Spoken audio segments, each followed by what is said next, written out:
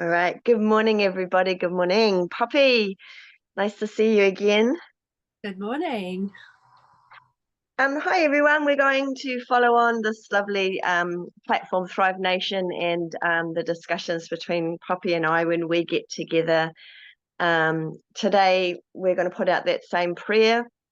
Thank you for only the highest and best source coming through us, only the highest and best love, and only the highest and best truth coming through. So we have a vague idea, but we really don't know. But we're welcome to let uh, that light come through us. And thanks for coming along for the journey, and hope that some of what we have to say resonates and is helpful in some way to you, because it's definitely helping us to speak. It helps to clear the body, the mind of us, and also it helps to put this positivity and this truth, this honesty into the grid out there. And really that's what it is.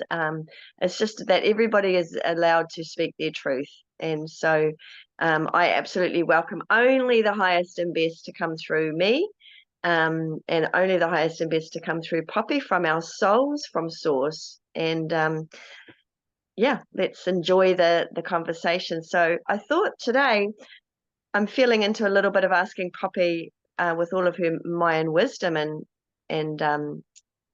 truth that comes through her great gift of the Mayan calendar, to just let us know a little bit about where we are today in this moment, and we're in this wave. So Poppy, can you share with us? Yes. So it is. They are time waves that come from the cosmic axis, and it's directly connected to the space-time continuum, which goes through every dimension and can transcend the false time matrix that we've got down here. Every timeline. So a timeline isn't necessarily a true time, and it's not a trajectory. But what we're in at the moment is that we're in this day wave of deer, of 12 deer, and it's absolute maturation of our healing ways. And in nature and the body and everything, the deer stays balanced, the bear stays grounded, and the bear can and what I was really getting with this one is it's very much about fortitude and resilience, and this is all about very much connecting in with the body. And then we also come into this Tracina, which is water, and this is again that great big forgiveness energy. So when we did our last talk, we were very much in that forgiveness energy, and we were talking about, well, what is forgiveness? So that happened in a night wave, and so that was much more introspective and looking in. Now we're in this day wave, and we've got all of this forgiveness energy. We're actually physically moving this energy, and we're actually doing this forgiveness. And what happens is that with the water energy, it's emotion. It's that energy that's in motion. And so we'll have all kinds of emotions that will come up. And anger has been a really big one, that's been coming up for many, many people at the moment. Anger and fear. And I've had big forgiveness fires and putting fears into there. So I sort of had a little Masonic fright, just a little interaction. It was just like a trigger for me, where I realized I was still afraid of being taken or trafficked by, Masonic Freemasons, basically, because that's been my past, that's been my history, and I've spoken up, and we've still got Freemasons are stationed at every stop, in medical and mental. They govern, they are underneath the health system and all of these things. And so we've had very, very mixed and very incorrect ideas on what health even is. But when we come back into nature, so the Mayan calendar is a natural calendar based upon frequencies which come through the cosmic axis. They actually come through source itself. And so these energies are actually something that can guide us. So yesterday I was spending a lot of time lying on the ground, just needing a lot of quiet and time, and really actively receiving the sunlight through my eyelids, actually, and just to receive those energies. And that was where true healing was coming in for me.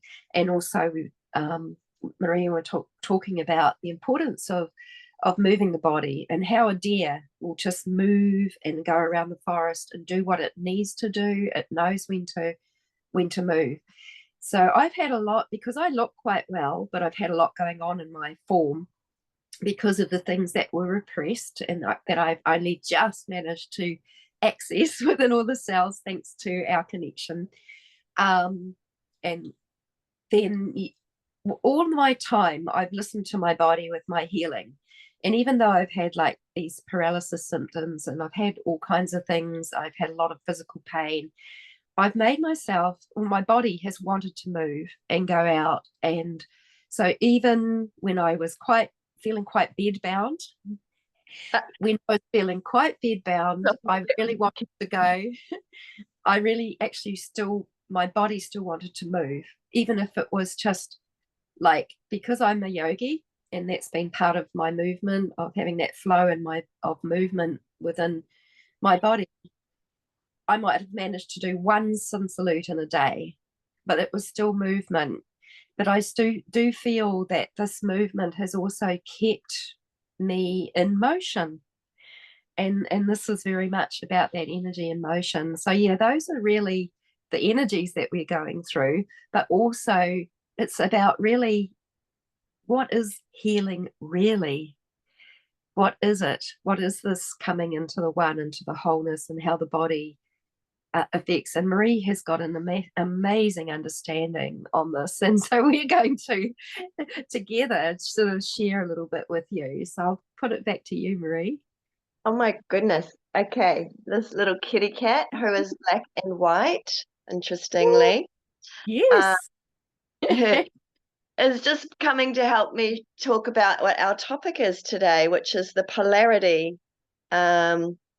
We decided it's of course it's broad. This is a broad conversation, so we don't always stay on topic. We go off on beautiful tangents because of where the light goes, that we just follow the light. So so today, Marie Freeman, Puppy Joy, we're going to discuss from our latest perspective, because every moment is a new perspective, a new perception, a new expandedness for everybody. Everybody is having the opportunity to actually not stay in a box, and but actually be fresh and look at something from fresh eyes and fresh heart in this now moment. And so the things that have been coming out for us regarding polarity and how it all ties in, we'll try to touch on a little bit of how we perceive polarity, and where some of the programming has come in through the Freemasonic. And it's very much hot topic today, the black and white checkerboard, that if people are following along with the survivors of satanic ritual abuse, there's the understanding that really everybody's state of being at the moment has been agendas put in to invert the natural world, because in the natural world we have polarity, we have night and day, we have birth and death, we have natural oppositional experiences. But I feel what was coming from my walk today was that, yes, of course, so the people that were in power had, from eons and eons and eons ago, inverted the natural duality of life, where the sun comes up and the sun goes down, and we're awake, we're asleep, or we're our emotions come and they go. They've grabbed them, inverted them, and manipulated them, and used them against us. And so, in my own opinion, and this is all our own opinion from our own understandings that we've gone through, our own revelations. This is something that may or may not resonate, but that the even the karmic wheel was an installation that was put in to keep people in a teeter-tottering, seesawing duality reality. So that it was agreed upon. So once people are taught something and it makes sense, and it can give you answers. Oh, that's why I'm having a shitty experience in this life, but don't worry, in the next life I can, religion's taken it as well, I can make amends, and I will have a better, a slightly elevated lifetime, the next lifetime, or consequence for our actions or other people's actions. And so there's been this interesting education about polarity and duality, and it's very much been accepted. But what that does in the body is that you're constantly going from, you're on a seesaw, aren't you? You're trying to find the balance, which is the sweet spot in the middle, which is peace. But you're having experiences through emotions, through life experiences, where you're either the up or the down on that seesaw. And so you're going to have actually no peace. You're going to be constantly feeling out of balance. And so balance is an interesting word that's gotten used when we in the spiritual world to try and find balance. But actually, if you're trying to balance something, it's very hard to always not be out of balance. So that it's actually such a stress on the body and the mind and the heart to be, oh, I feel out of balance, and so that's wrong. I need to feel the peace, the sweet spot in the middle, and that's the gold. But actually, the reality of life is this natural duality. So emotions come, you might feel the wave of something on the lower end of a material spectrum of emotion, which is, say, your heavier ones, like, distress and distraught and anger and rage and hatred, and then that'll actually pass. And then just on its own, you're already in a new state because you let it pass. You didn't try to work with it too much. You didn't try to find balance. You didn't push it away. So harmony is more the word that unity consciousness works with. And unity consciousness is about, instead of the yin yang symbol, which is, oh, life is a duality, life is a polarity, and that's normal, and that's accepted, and that's the way it is.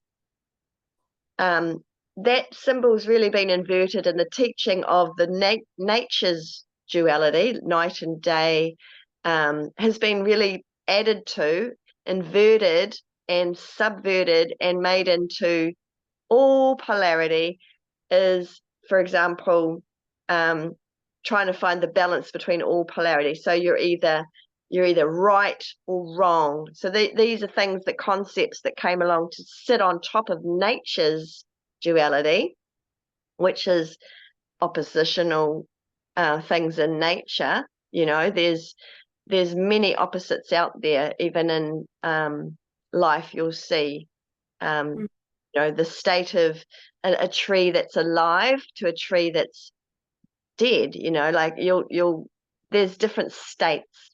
But when we've come along and the forces that were thought that they would grab that concept of duality and put a whole lot of extra teaching on that, which will actually trap you into a dual and polarized, more away from the word dual, but into polarized expression of living, which means that now the mind and a lot of the educations and miseducations and purposeful miseducation has come in to bring judgment on not. So, for example, natural acceptance of duality means that you're not going to be You're not going to be arguing with the night because the night has come. You know that the day will come tomorrow. You're not going to be, you might be like, oh, I wish it was still daylight, but you're not going to argue that natural duality. You're going to accept it. Same with when the tide is in and the tide is out. You're not going to be standing there at the seashore judging the ocean because the tide is out. You're just going to know that the tide will come back in, you know. So these are the natural events of duality. But polarity, when you are polarized, that's actually from the magnetic frequency of pushing forces apart. You know, the magnets are not attracting, they are polarizing, they are forcing apart, and now you've got separation. Okay, so while unity consciousness is allowing night and allowing day, because it knows it's in the one, it's the harmony of just what is. Okay, it's not separating them to be judging them. So it's really judgment that's made polarity be such a conditioned behavior and teaching. I'll probably talk a little bit more about what I want to share about the teaching and how we integrate after Poppy has shared a little bit from her latest journey. But what I did want to say is that the forces that have come to Earth and inverted and manipulated our natural duality, put in a lot of judgment, educated our people on polarity and how to judge oppositional things, judge them with our mind and make something good, bad, right, wrong, better, worse, this kind of oppositional thing.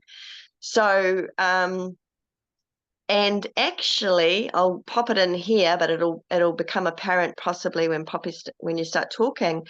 If we're judging and we're making natural differences be better or worse, or right or wrong, or light or dark, like that yin yang, we have perhaps made the light appear to be correct and the darkness to be incorrect. You know, there's many ways that polarity shows up in a lot of the things we're going to discuss, and a lot of life that you'll know in your own resonance of where the polarity has been put in and distorted. You know, duality got distorted into polarity, and polarity got even further ingrained by judgment. Yes. And this is kind of the mess of the division that we're sitting in today. But two words I just wanted to throw at you, and we'll let them come out however they come. One is dominant, domination, and one is submission, submissive. So I'm just going to throw that out as forces that are opposite. Okay, and then I'm going to ask Poppy, would you like to share as much or as little, my love?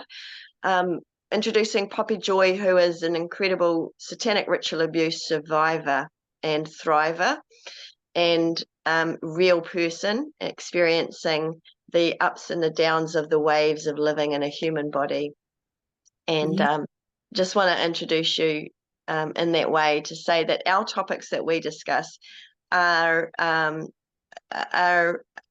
broad, and they're going to go into our teaching about satanic ritual abuse. So just to have that there as a provisor that you can switch off if you're not ready for any of this information, but we can't censor ourselves because we're not here to do that anymore. We're here to just tell our story with the gnarly truths. And so please hold it in your heart that if you're hearing this, you can handle this, you know, and you can put it in a beautiful fire of love and just let it burn away if it hurts your heart at all to hear any of this.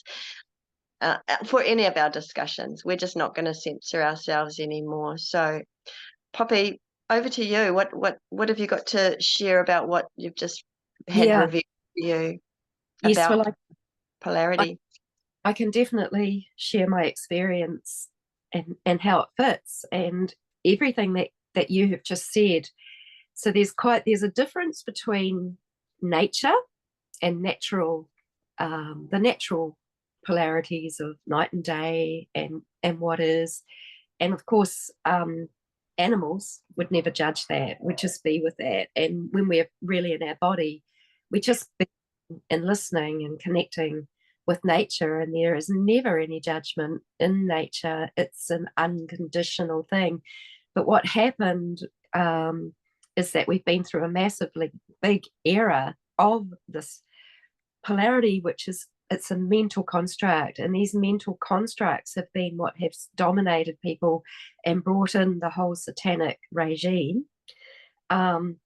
And so it's actually the difference is one is nature, and the other is what gets overridden by this consciousness, which is encouraging judgment and comparison to compete and identification again, which I would really like to talk more about that somewhere along in our conversation, how identification can really disconnect us from source and disconnect us from ourselves when we identify with something that is not even us, and there's all of these things that are thrown out there for people to identify with. There's all sorts of gods, there's powers, there's principalities, there's things that we can attach to that we think have some significance, but they're not actually our body, they're not actually ourself. And so in a way they can kind of and if we give them too much attention, we've kind of disconnected ourselves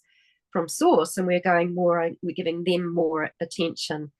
So that was one thing. So yes, I had a major uncovering journey with Marie that really came out, and I really got this image which was just really thrown up within the journey.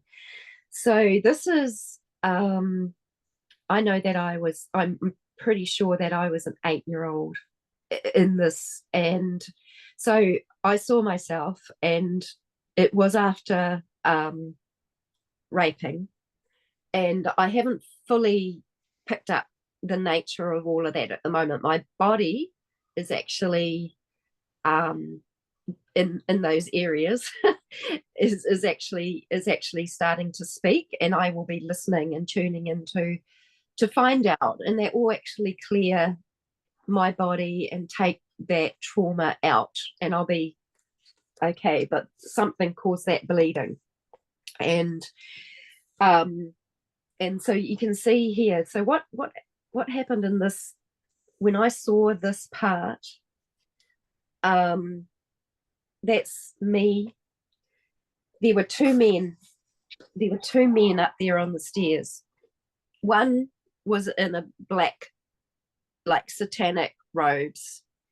And then there was one, and he was all, and I could hardly even see him against the light of the stairs initially in the vision, because he almost blended in with the white of the stairs. And he was like, one was sort of almost representing the dark, and one was almost representing the light.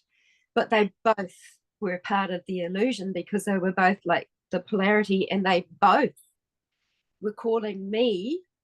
They were saying that they were dominion, that they were dominant, and this pose here is a pose of subjugation, which I've even found out gets used in BDSM. So, and a lot of people are even using things like that to heal some of these things that they've been through, because they will just, their bodies will be attracted to an experience to try to remember, to try to get into, to try to clear it. And so we have to be careful not to judge what people are going through. So this was the message here, and very similar to the 2-year-old memory I had, where Lucifer was telling me, you must submit, and it was strong.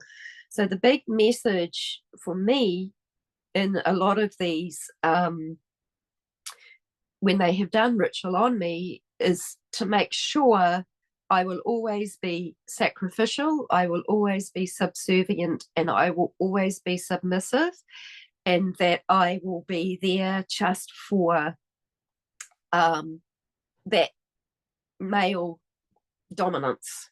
And that has been the nature of that time era, which was a patriarchy. So here in this scene, where is source? So this is actually something that separates us from source. And it's also like I've really also tuning into the false time matrix is very much connected.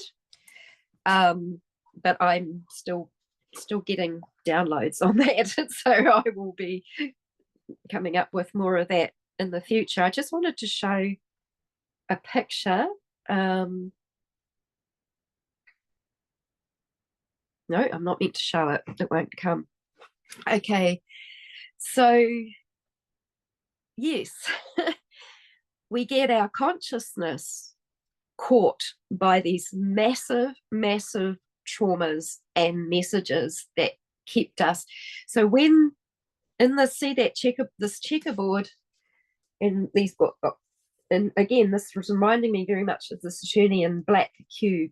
So what happens is when they do these massive traumas, it's so traumatic and so shocking, it actually compartmentalizes part of our brain into a part, and we literally become parts, like on this checkerboard. And one part is not communicating with another part. And so that one part can be used to do something that they plan in that dominant world. And this is how survivors can end up being assassins. This is how survivors can end up being prostituted in that part. Like I also, I had a memory of being prostituted to someone. And in that memory, my part didn't even know what was going to happen. My part at that time was probably a 12-year-old girl, and I was being prostituted to a famous Olympian. And I found my body being flirtatious, but I had no idea what was about to happen or what I was going to do.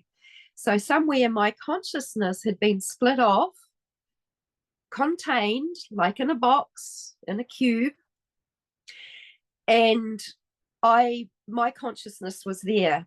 So I was being flirtatious, but I had no idea that I was going to be raped out of that. So when I did get raped violently, sodomy, again, to me being raped like a dog, and there's been dogs that have been used in the rituals that they used me in, it's so submissive. It is so subservient. You're just, that's it.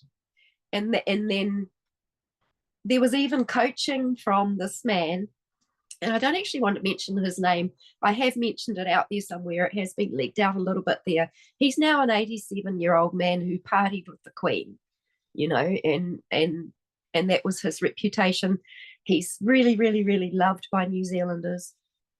And he has probably had his consciousness split off into that, not even knowing what he was doing and why. And this is what happens when it happens. And so we've got a whole lot of humans all over the world who've had traumas, and they've had their consciousness split off into these parts, acting things out. So in that memory there, he was even saying, no, what's going to happen is going to hurt, but pain is good, and all of this sort of stuff. Okay, and then there was a rape. And I was shocked, absolutely shocked again, not knowing that was what was going to happen. So shocked again, compartmentalized out here. I had great capacity to be an amazing gymnast. I really wanted to do. I didn't like the competitive aspect, but I loved doing gymnastics. But after that, going into that gymnasium again, I would fall off the beam, I would fall off the bars, I would hurt myself, and that was it. I could not do gymnastics anymore. I couldn't shine. I couldn't actually, and this was another thing in this compartmentalization of the feminine being subjugated. I was never allowed to shine. Every time I came close to shining or getting up or being seen for who I might really be, I would be knocked back down again. And this is how these things happen. And they know this. And it's very CIA run, and MK Ultra do things to compartmentalize your brain off into all these different parts so that we don't even know what we're doing from one place to another. And now what's going on in my body as it repairs is this beautiful arthritis. This incredible arthritis that is in my neck is a resolution of a self-esteem conflict. So this is something that the medical profession and everything would never see. They would say, you're screwed. You've got so much degeneration. You've got so much problems there. You're just going to have to get used to being paralyzed and gradually needing a little bit more assistance, more home help. Actually, I haven't actually been to the doctor to get the total thing on that, but I have listened to a nurse who gave a very good breakdown of my MRI. So here I am. I am going to work with my body, even if it meant paralysis was a part of my way ahead. I will work with that. I'm not going to have any expectations. I'm learning to trust my body and what it's saying. And I am also, because I was so cut off from my emotions and the expression of them, I was not allowed to rage with my emotions, like to really constructively rage with my emotions. So what happened here when we went into this process, this little girl here, okay, my part of me who wanted to love and help and hold her and protect her just went into this flurry of absolute rage in that journey. And I got her safely off that checkerboard. I don't quite know where I put her, but in my mind, a great big fucking big pickaxe got manifested, and I smashed up that checkerboard. I smashed it and I smashed it and I smashed it in this journey process until it was rubble. And then what happened, it was like a vortex, and the earth just sucked her own matter that made that overlay, that made that imposition on her in the first place. She just took it back into herself. It was all her material anyway. That is the mother. Can I add a piece there, Poppy, that it was made with your energy. So the children's suffering helped to put that into materialization. So when you reclaim it, you're basically pulling your energy out of something that they used to create and hold something in place. Yes, so and your this is energy. So this is Gray. Gray is an amazing survivor, and he has just been doing the most amazing research on how these things are actually done, the technology through the CIA and everything. And this is actually a graphic from his video. And when I saw this as the blood. I saw this as the blood on that there. And so Masonic, they have all these 5 things, these pentacle arrangements of the different things that are in there, and how they've actually harnessed us and kept us there. So these things all fit together, and their symbology, well, it's their downfall, but I don't know why. My parents weren't Masonic, but when I had time out, I had to go and eat my food on the laundry floor, which was those checkerboard tiles. And I was absolutely terrified of the bathroom at night, which was those checkerboard tiles. They just, the very sight of them triggered me. And I was just, I was just probably compartmentalizing into these little parts. I was not able to function. Sorry, that was a bit of a deviation, but it kind of just felt like it fitted somehow.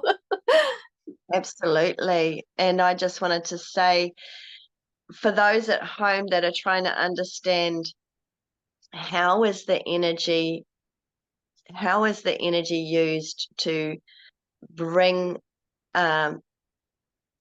okay, so I'll just start from what my interpretation is. So back when I talked about that we had natural duality in the world, and then those that came down, fell down into the earth plane to control us, and could see that they could easily manipulate things that were already here by inverting them, needed energy to create with, because we were the humans that have God-given energy. So we have source running through us, and we pick up our tools and we make and we create and we speak things into creation, and we visualize things and then speak and then create and actually create. So physically manifest things from our God-given light energy into creation. The ones that came to earth as a entity that did not have a physical form, or that have been in physical form in the past, and the Nephilim and other physical beings that are now not physical, they need energy to manifest as if they were physical. Although there's a little bit of something that I need to talk about between entities that don't have a form and fallen angels that have the power, the power of, there's a manifesting power that they can have. But what we're talking about is that the fourth dimension that I talk about in a lot of my videos is where a lot of these thought forms and entities exist. So they're not in the physical spectrum of light that you can see with your eyes unless you have infrared goggles. You can't actually see them. They are visible in the infrared spectrum to some degree. But Yes. because they haven't had a body, but they've had an idea and they're going to run with it, and they're going to use the energy that's here to create something that they want to do. Like I say, they've had an idea that they wanted to create an invert natural duality and turn it into some form of controlling the people and the animals and the nature here on earth. So they've needed actual energy, and this is where we get into the forces. So we have a force of light that just is pouring through, and it actually drives our body. That's what our meridian system and people in the ancients, whether that's Indian or Asian cultures, know and have shared much with us about our meridian forces that illuminate, or animate the body and make us move. If we didn't have the force, literally Star Wars, the force coming through, which is source, our bodies wouldn't be able to animate. We'd just be a bunch of flesh. We wouldn't have the energy driving us. So they see that as a valuable source, and they've wanted to use our force. And so however it came about throughout the eons and eons of occultism, which is hidden knowledge, it's just hidden knowledge of how the animation animates the body and moves the body. They've studied and studied and studied and brought with education off planet to understand how things work. And so they're very, I was going to say smart, that's not the word, they're very intelligent in their knowledge. So they've been able to harness the force by this using the life force. And I want to remind people, if you've seen a movie, you have children, called Monsters Inc., where the monsters come to scare the children, and then that raises their level of energy on the scareometer, or the fearometer, and they measure. So they're actually evoking a reaction, and then the body actually magnetically releases a charge, which is now called fear, and that electrical charge that radiates out is now in the auric field, and it's in the field of earth. You've got fear that's being discharged from the body and into the field.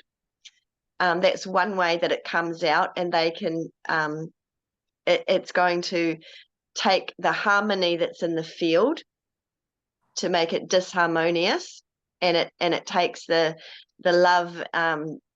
It appears that the love has gone down and now been replaced with fear. There's that's why dogs and animals, they can smell it and they can see it. It has a color, it does all sorts of things to the auric field.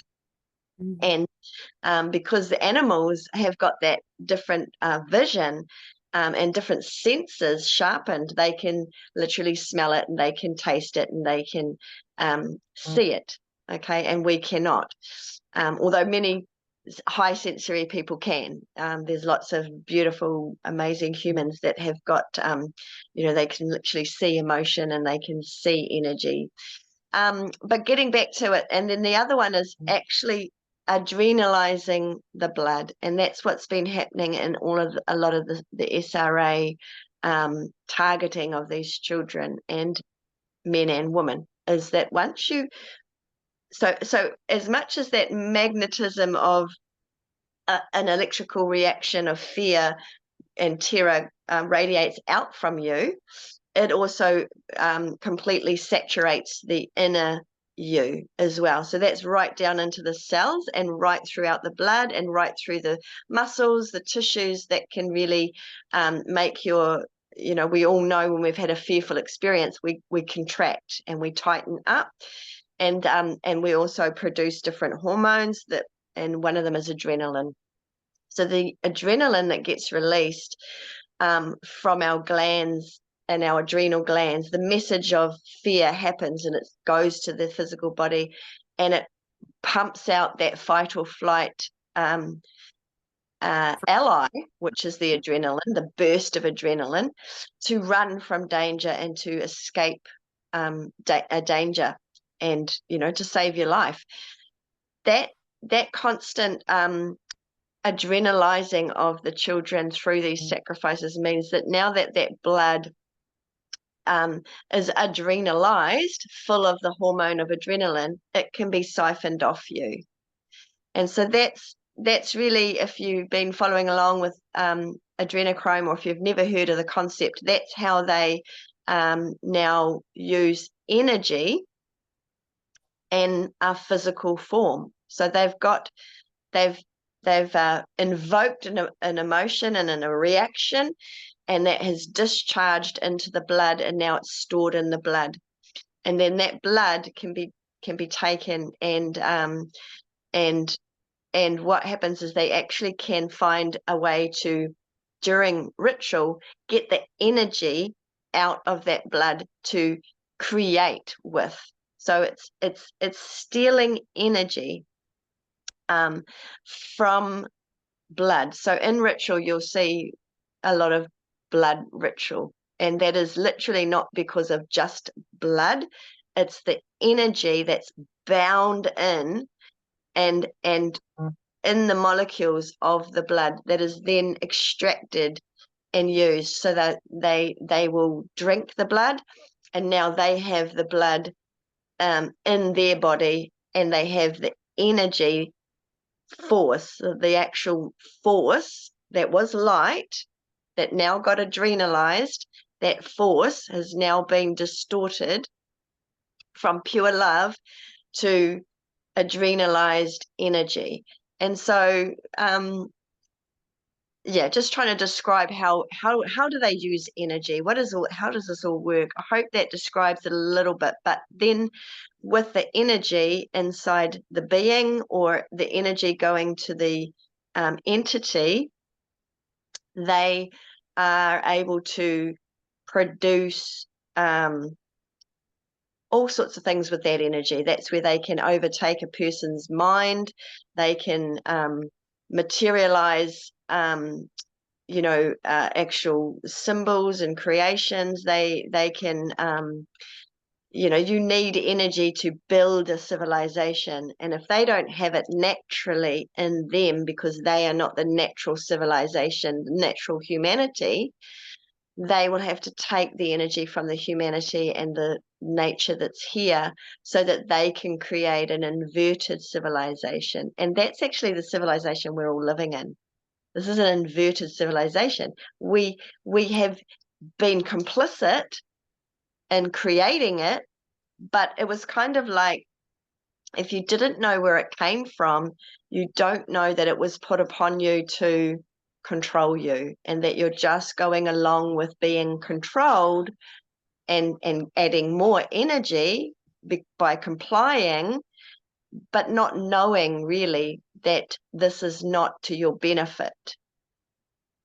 Anyway, I might stop there, but this is just how the black and white checkerboard has been about the compartmentalizing, and about the division, and about the duality and the polarity, to keep you in the suffering of never quite being in the peace, and never being completely connected to source and pure love. You've always had this seesaw that you're on, which means that even in your own body, your nervous system can't always come to that sweet spot in the middle, and a lot of health practitioners want you to find balance, but really that just means you're just going from good to bad, good to bad. How are you today? I'm good. How are you today? I'm not feeling good. I'm feeling bad. You're going on this exhausting, fatiguing, suffering, trying to find balance. But actually, what we'll discuss more when I get onto it is how to find the uniting of polarity and duality for us. So back to you, Poppy, with thank you so much for sharing such a personal, horrific experience. But I know that there's more that's sort of multidimensional, even from that journey as well. Yeah. Carry on sharing. You're a great teacher. To me, it's important to share these things because they contain things that can help set humanity free. That's why I do it. That's the main reason, is that I really want I'm not going to waste my experiences or my life, but I'd rather disclose that the secrets that do get found, because some of us have had to go into the hellish dimensions, and it is a dimensional space down there, to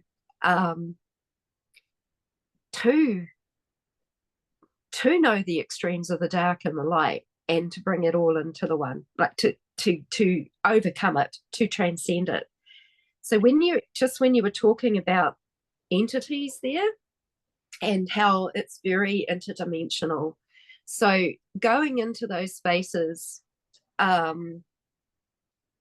it feels, well, it is fracturing, of course, so it's going to feel surreal, but it does feel very surreal in that it is very interdimensional. And as a child, I certainly had my sight, and I still have certain sight, and I do have seen those horrible things, while other people were talking about seeing rainbows and unicorns. I wasn't seeing that, and I still don't really. I mean, seeing rainbow in the sky, but I have had to deal with those hellish dimensions, and they are dimensions. And to me, I believe it's a lower dimension, but it is also the dimensions where they they have held time captive, and there's so much deception in there. So yes, there are entities which we see with that infrared, or sometimes we can see just through our pineal glands, through that site, if it is open. And for children and babies it is, which makes the whole process even more scary. Like, I saw Lucifer when I was 2, but it was probably a dimensional thing. So I saw that up on the wall as a being, as an entity.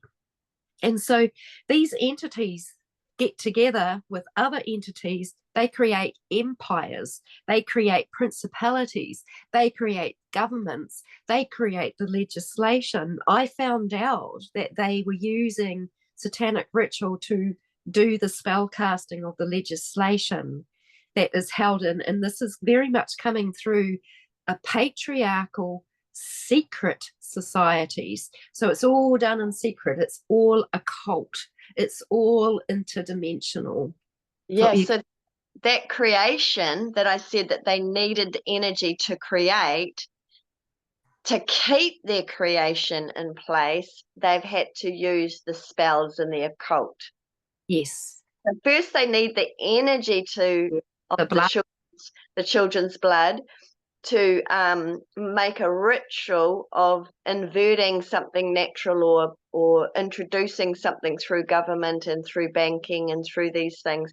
But to keep it in place, they then use the occult spells casting. Yep. Do you understand out there? Like, so you need energy to create, then you need to keep it in creation. You need to keep it in momentum, which is then putting humanity under a spell. And a lot of that is done through the MK Ultra without us even knowing that the whole world has been put a spell upon us. So carry on. Yeah, so they actually rely on the blood of the innocent for all of the banking, for everything that has been held, for the whole patriarchal system to stay in place. Taking a breath there with the people out there that are listening, we know this feels surreal. We know this feels unbelievable. We know this feels the stuff of old fairy tales and Grimm's tales and nightmares. And if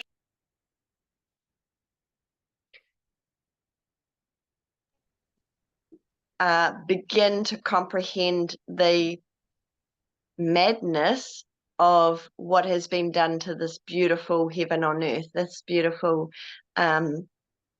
creation, this nature, this natural world, and it can be very heartbreaking, and it can be very full of shock and cognitive dissonance, that how this is blowing my brain, this is, you know, sounds like madness.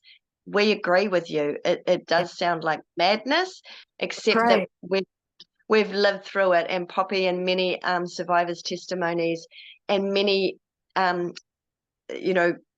many of us have come to try to explain from our elevated wisdom and experience the heartbreak that this has actually been in reality. And so if there is cognitive dissonance and you need help, please come and find us to talk to, or find other people to talk to deal with what is natural, which is your cognitive dissonance, that like the shock, and how could this be even real? So we're just trying to describe from our experience. So have a very open mind if it doesn't feel real, or you can't believe it. Just stay open to this and just see how you might be able to believe it's true for us, and then how that might play out in your life, and this is the mind expansion that's needed to happen on earth, to come out of the spells, actually. So sorry to introduce that, Poppy, but I just wanted to. Oh no, that's really important. And I think, for us to understand cognitive dissonance, is that everybody's id, that psychic consciousness, has been hijacked. And when we can actually claim that back, then we get to see from the body, from the knowledge which is in the self, And like the Maya, they see earth as knowledge. She's called knowledge because every single cell of the body holds the light of that sort of source, and the knowledge is in there, and it's all in the waters. And so I just wanted to clarify, and this is where I feel a lot of people get disillusioned with what the Mayan calendar is, because it's run off a calendar, but that's a natural calendar. Okay. But so people get really confused with what time is. So clock time is the Saturnian construct. And I'm just really a survivor I was in touch with this morning. We've been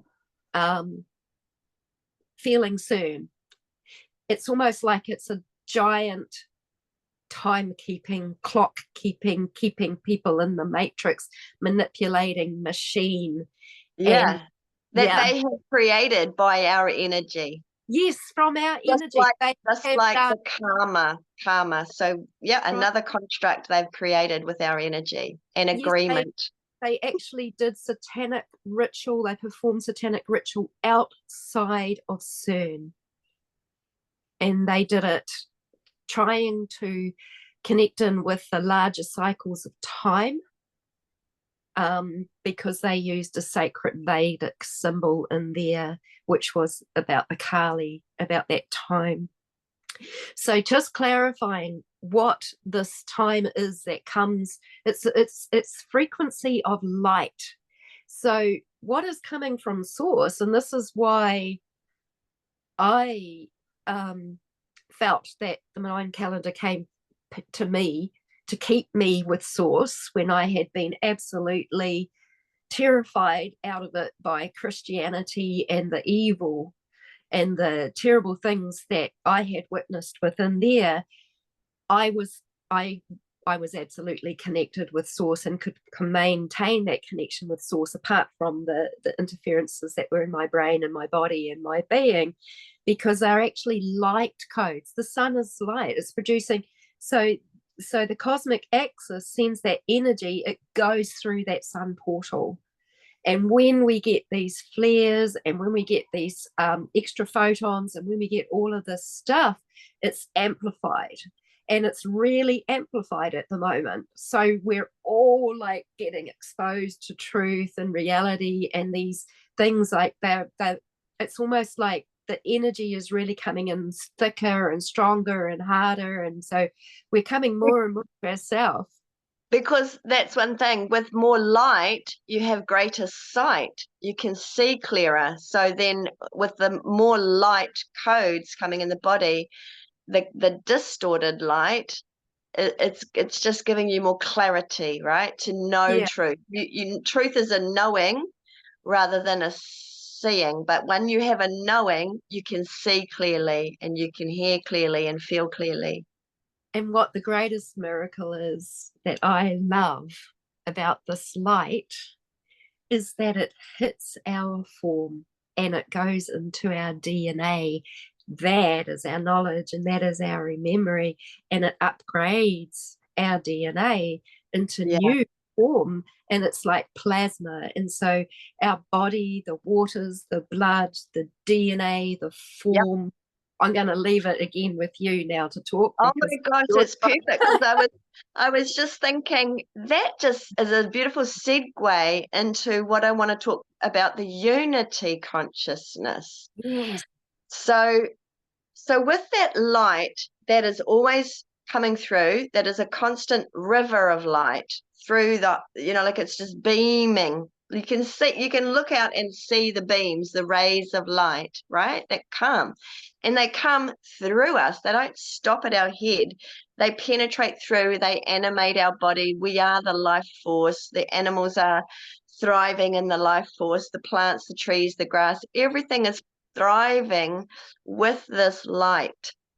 That is a force of nature, that is literally the force. So when you come into, from our last video, to talk about armor and the feeling of humanity wanting to protect itself and defend itself, I sort of wanted to touch on firstly before I go into some more unity consciousness, but that this light that comes through you is a force field, Yes. a source field.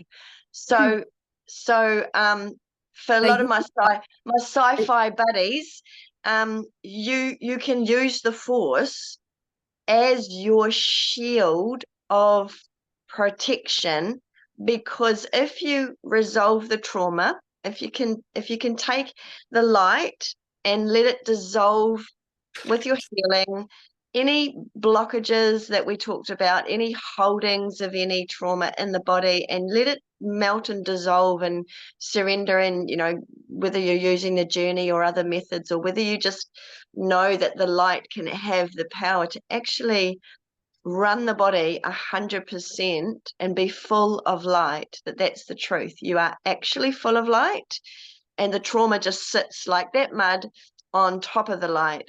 But it doesn't diminish that you are 100% full of light. You cannot not be 100% full of light.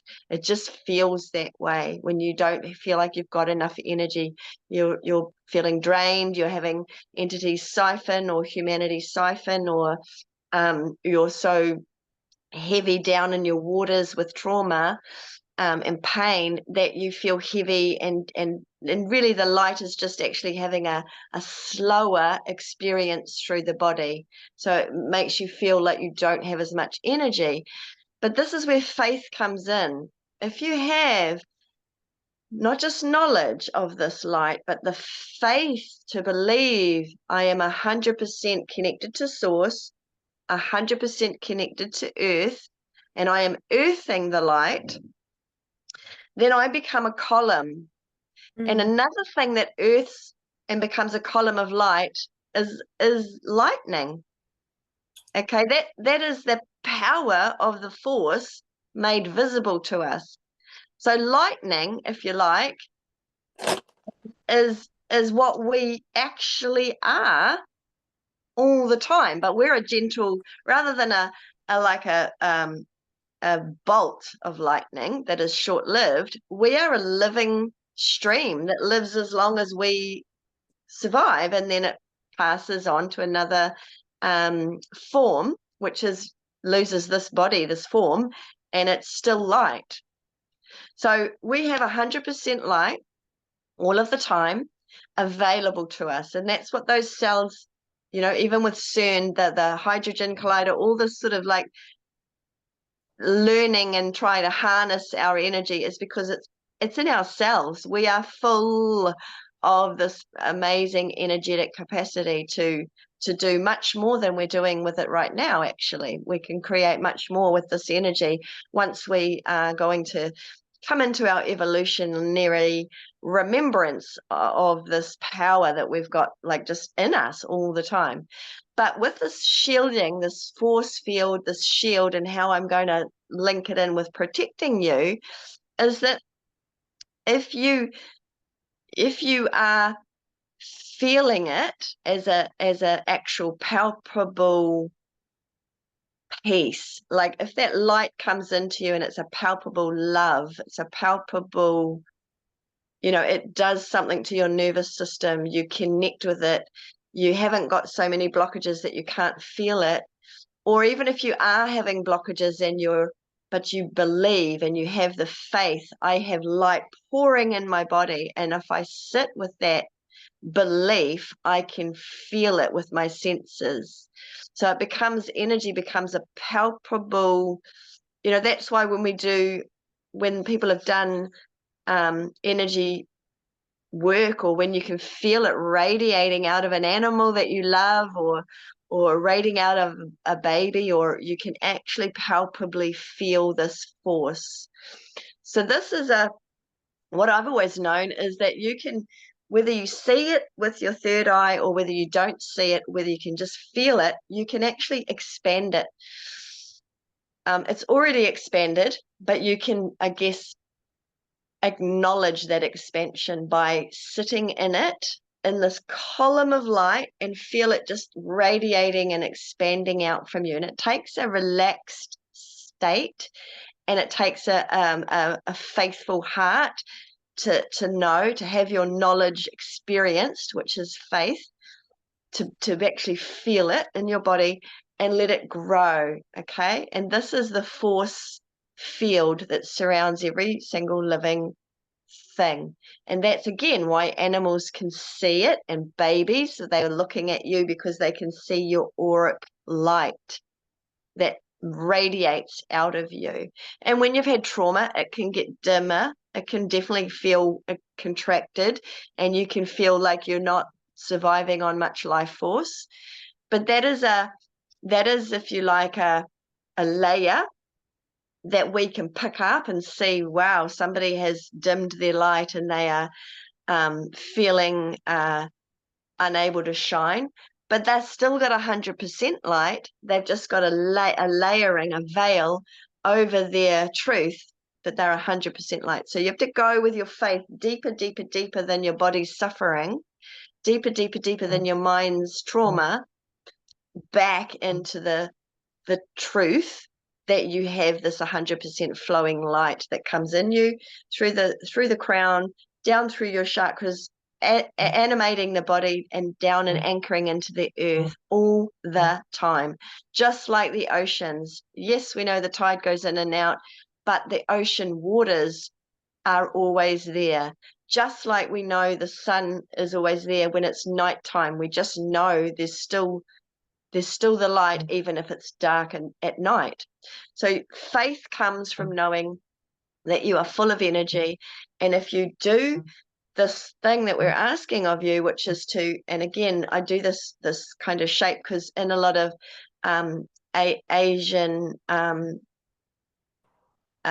ancient, knowing about energy, you can feel yourself expanding, and this literal force of you, this light of you, can grow, grow, grow, grow. And actually it's infinite. It doesn't have an end.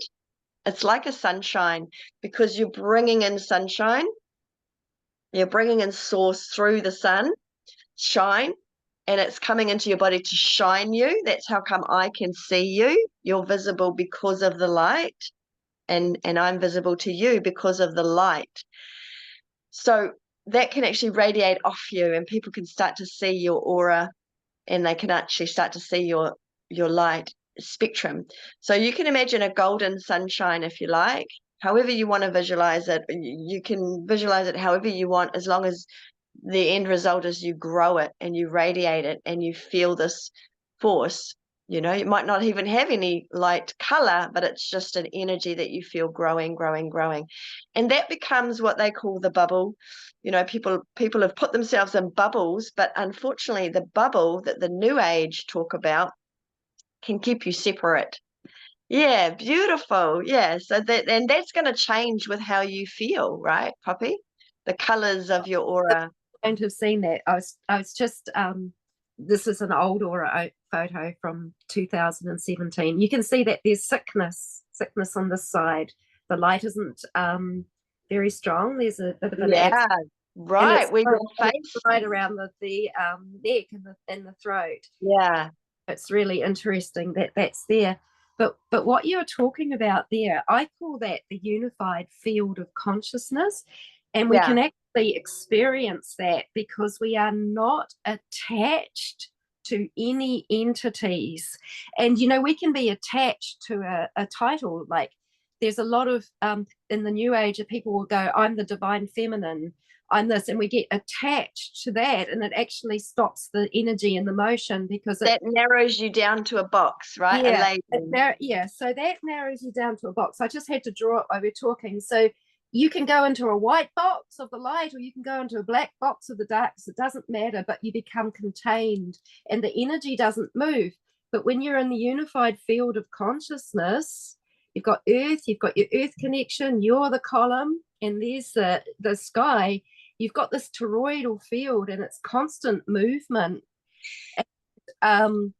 It's always moving, but you are connected to everything in the unified field, but you are not stuck to it. You are not attached to it. It does not have you. It does not hold you, but you are free to move. Yeah, I love that movement. Yeah.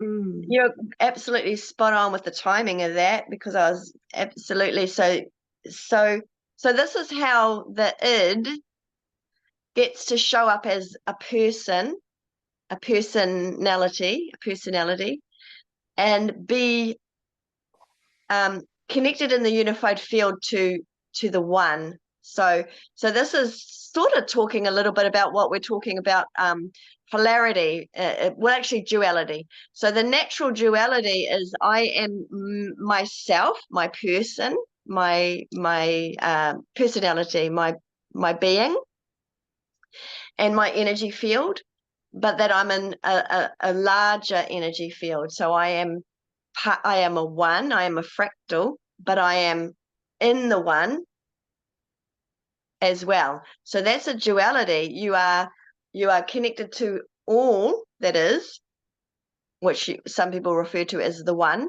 the great oneness, which is all that is. And Yeah, I'm a experience, even satanic ritual. Yeah, the dark. So this is what we're getting into. So, but the one is the human as well. So that's a duality that exists, right? There's one, me, in the greater one. And then with the polarity, again, the inverted duality, you get that means that you are separate from. So I am now separate from. It's like saying I'm a fish in the ocean and you're calling the fish separate from the ocean. You know, like that's not, you can't get out of this ocean, right? So we are in the unified field. So all of us are part of the one, and we are a one. We are a one. Okay, that stems off a whole tangent that can go into being called a god, and we're not. Okay, we are part of God. We are a fractal of God, and that's where the Saturnists will again invert that and want to make you a god rather than part of the god. Anyway, but that's another conversation. Actually removing themselves from source and earth, and they become contained again. So just being in this beautiful sacred connection with earth and sky, which to me is source, who's sending sending us love and energy all the time. This is my way. This is how I can find the greatest joy and while I'm still remembering these harsh things. It brings that balance or harmony into being. The harmony, so what Poppy's had to do in the journey, and what a lot of us have had to do in life when we're trying to heal anything, is to look at the parts, and sometimes they are oppositional parts. There is love and there is fear, or there is love and there is hate. And so in the healing and recovery of our natural duality and putting it into the greater reality that is all is allowed in this experience, all is to be accepted. If we must accept that we are alive, and maybe we are, I'll go back to saying maybe we are a meat eater, we must also accept that in nature an animal has died for us to eat that meat. So we are alive because of something else has passed away out of their form. And in nature, that will be apparent by the animal kingdom, in that one thing will take another life of an animal to feed the family of lions. They will have to take the life force of another animal. So in nature it exists. Same with the plants. We pluck a plant, and we now have taken the life force of that plant, which is now deceased, but then we ingest it and it makes us alive. So that's actually, so we can accept that there is duality, and that is actually in harmony. There's no right or wrong in that, actually. And we definitely can have feelings about it, but we needn't necessarily judge it. Okay, but with the controlling systems coming on us that say, no, actually we will judge that, we want you to judge that, because then you'll never feel at peace and in harmony with natural laws, natural law, LORE, which is that all these dualistic experiences exist in harmony with each other, the natural laws of nature. So bringing that down into a city, into a humanity, into not even a city, but just the way that the constructs have been manipulated and inverted, then now you're judging things, you're judging everything. You're categorizing it into that containment that Poppy showed you, a box, which is the black square. It's either in the black square or the white square. So it's not in the unified field where everything is, and everything is natural, and everything is allowed. And I'll say that word lightly, but I'll discuss what allowed means. It literally means that choice, the choice and free will. It's tied in with free will. So free will means I get to decide how I'm going to behave. But somebody else might judge my behavior because they might not behave like that. So it gets a little bit broad in this experience of humanity when we have free will. Okay, so that it makes it very easy to judge and enforce the false laws and the mind control about judgment, because we are comparing, like you said, people do, comparing everything. So, you know, for example, perception has made things very, you know, we've used perception to add our free will and our ability to judge by trying to compare and looking at, I think that person's more beautiful than me, or I think that person has more money than me. So we see the differences, and then we make a story about them and we judge that. And the dark forces rely on that story making, and they enforce them and reinforce them through programming that make the differences have so much story around them that we will even believe other people's stories. Like, for example, generations of people that are at opposition with each other. You think of Catholic versus Protestant, you know, just one example. You think blacks versus whites. You think, you know, and then right down into today's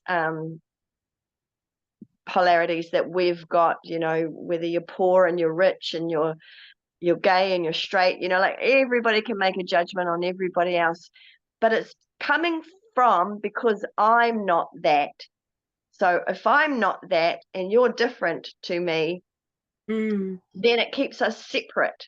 Whereas the harmony says we're still in this ocean, we're still in this cosmos together. So everything is actually allowed in this cosmos. There isn't actually a right or wrong. That's right.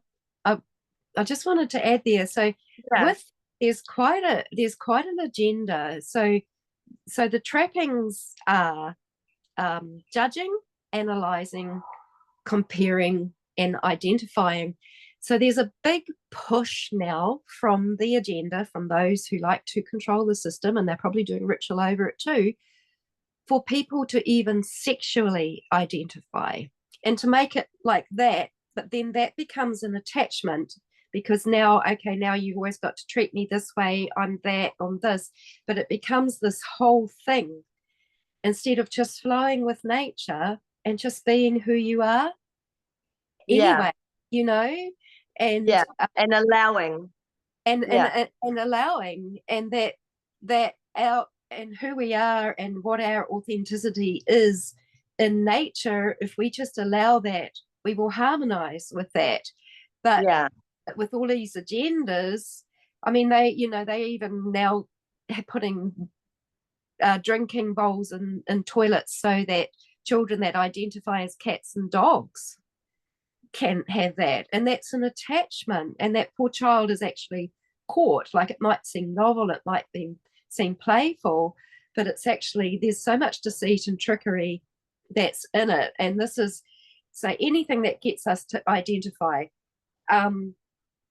people always want to know, what's your career? What are you? I'm a counselor. So then I'm attached now to being a counselor.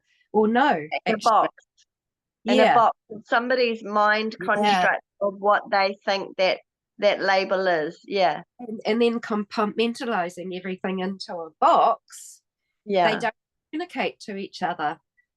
And yeah. that's wars and agendas and everything get played out. Like, my grandfather did research that went towards nuclear warfare and radiotherapy, but he was compartmentalized into this little box of, oh, you're just doing research, we want to find out this. And so all of that, and that's all separated from that. But then those that can join up all those compartments create that principality, that happening, that control. So yeah, so coming to our naturalness, not being attached to, I'm this, I'm that, you're this, you're that, I'm that, but just being purely in this unified field where we can just connect and be curious and observe and see and experience within it. It's beautiful. Mm. And we're Yeah, there. I mean, it's beautiful because I can even acknowledge the parts that are still disgusting to me, yeah, and that, again, it's all about really, it's everything. It's the sum. It's like the sum of everything that has ever yeah. been The brought whole. into balance and harmony.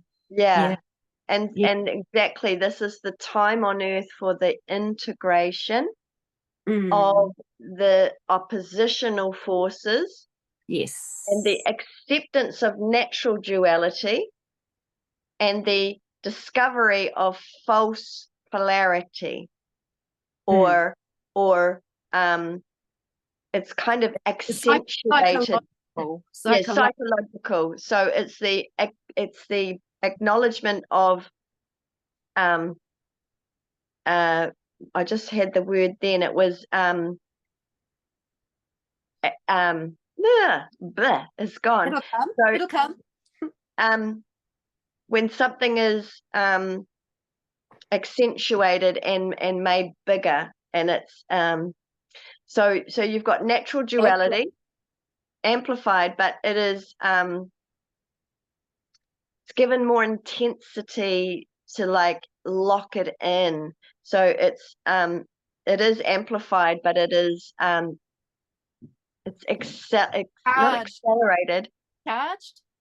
No, it's oh, that's so funny, isn't it? But anyway, but what I'm saying is you have natural duality of life out there, and then you've taken that natural thing and you have whatever this magic A word is, you have, Accentuated. yeah, accentuated, I think was what I was going for.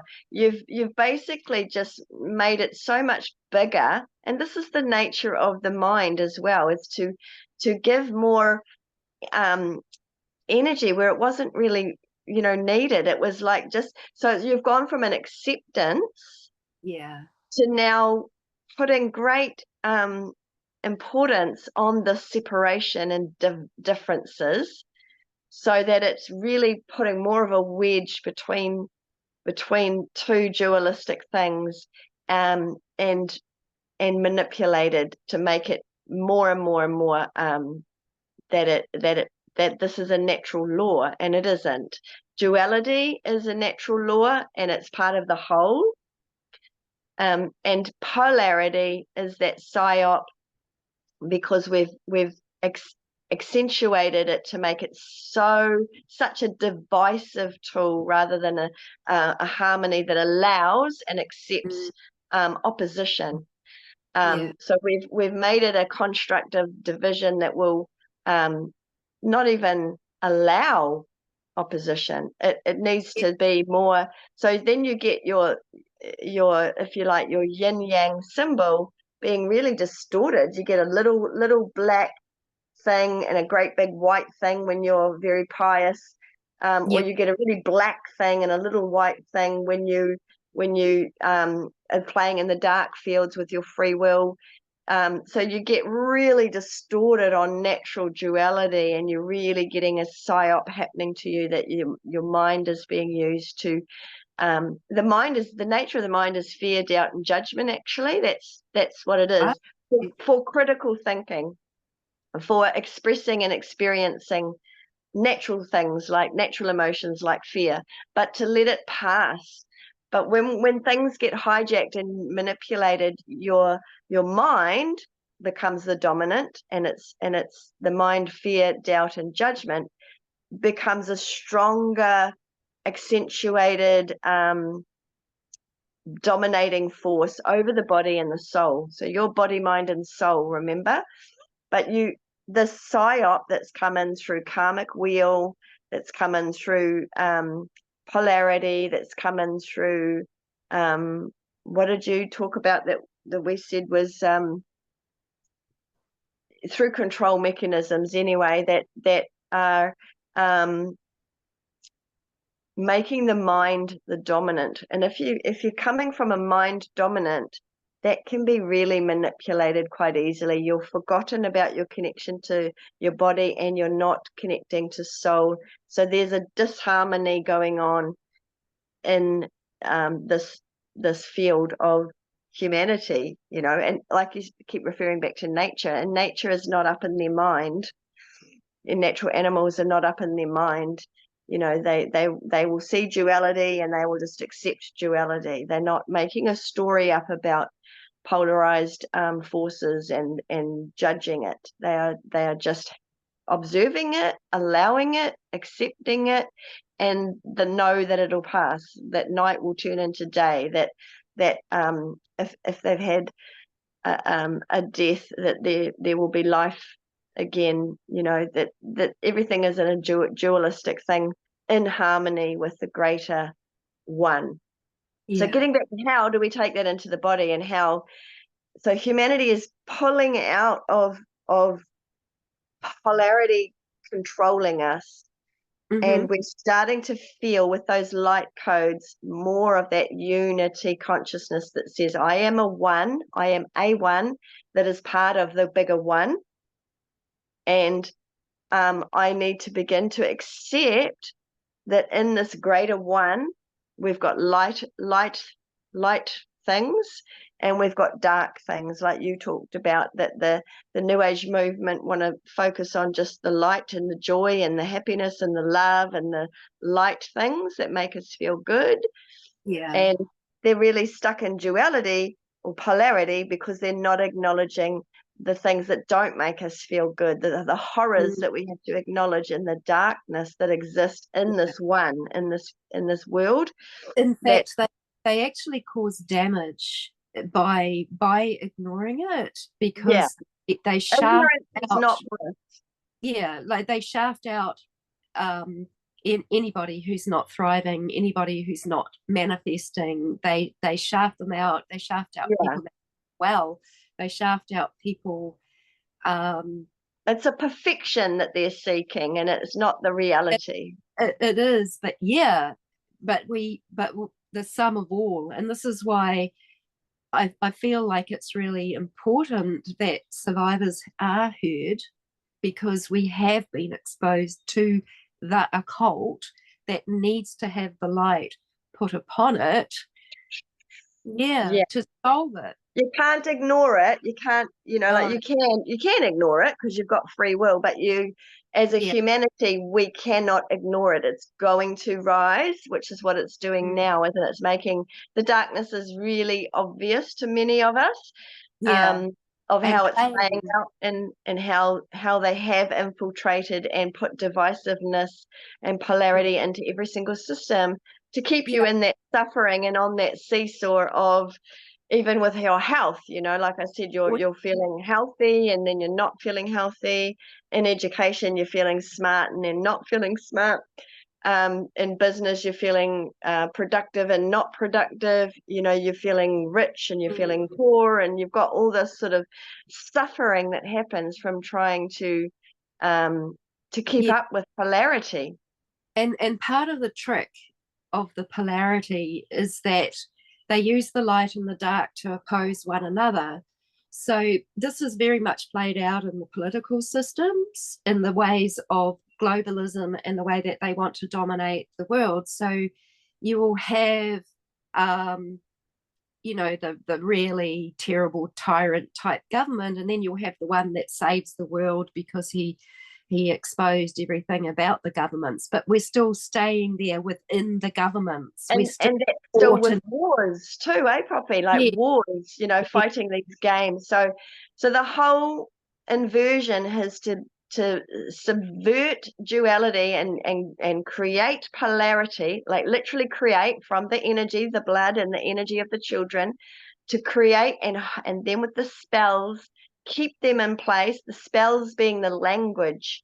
So all of the things that you've spoken about before, the languaging of our civilized world, you know, the writs and all this sort of stuff, and how we've put the spells into language that every single human uses but doesn't realize is a spell, has come from yeah, a ritual, and yeah, we just go ahead and comply with, because we are actually having no clue. We haven't been educated to how the occult has yeah. come into the systems and kept, actually, what looks like humanitarian even sometimes is still division Yeah. and polarity, and And what's very even clever.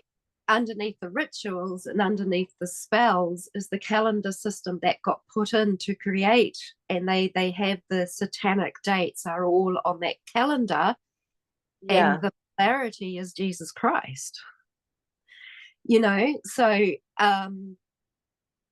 so again, even a calendar system holds a power, and because people become attached to the schedules, attached to the calendar systems, it's again, that's another entity that we're dealing with.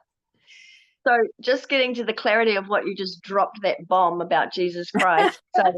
So I just saw the whole picture then.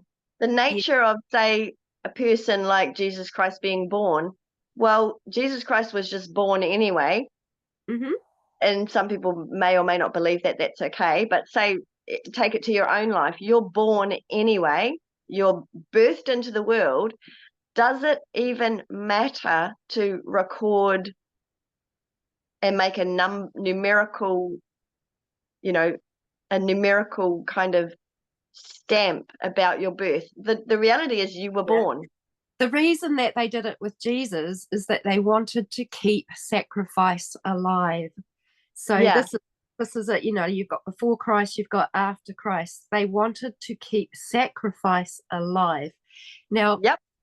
the energy of Jesus is, to me, is a very different thing than this.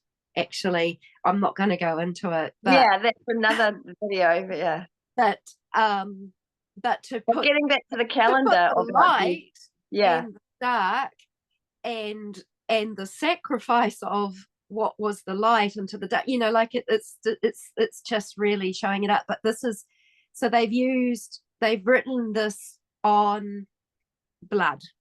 That calendar Yeah. is sacrificial satanic calendar on blood of something that signifies innocence and purity. Yeah. So that's why they've gone and put the before Christ, the BC, and the AD, Anno Domini, the after Christ. But that's really locked in time. So that's what Yeah, that calendar's done, is it's yeah, tried to because it lock goes, in time to a and sacrifice. in the calendar, because that Gregorian calendar goes back to Saturn, where Satanism comes from, and the black cube technology. Yeah, So it's a lot, guys, and a lot. you Sorry, can you know, pick up lots from listening to different other speakers, but you can also go ahead and do your own research.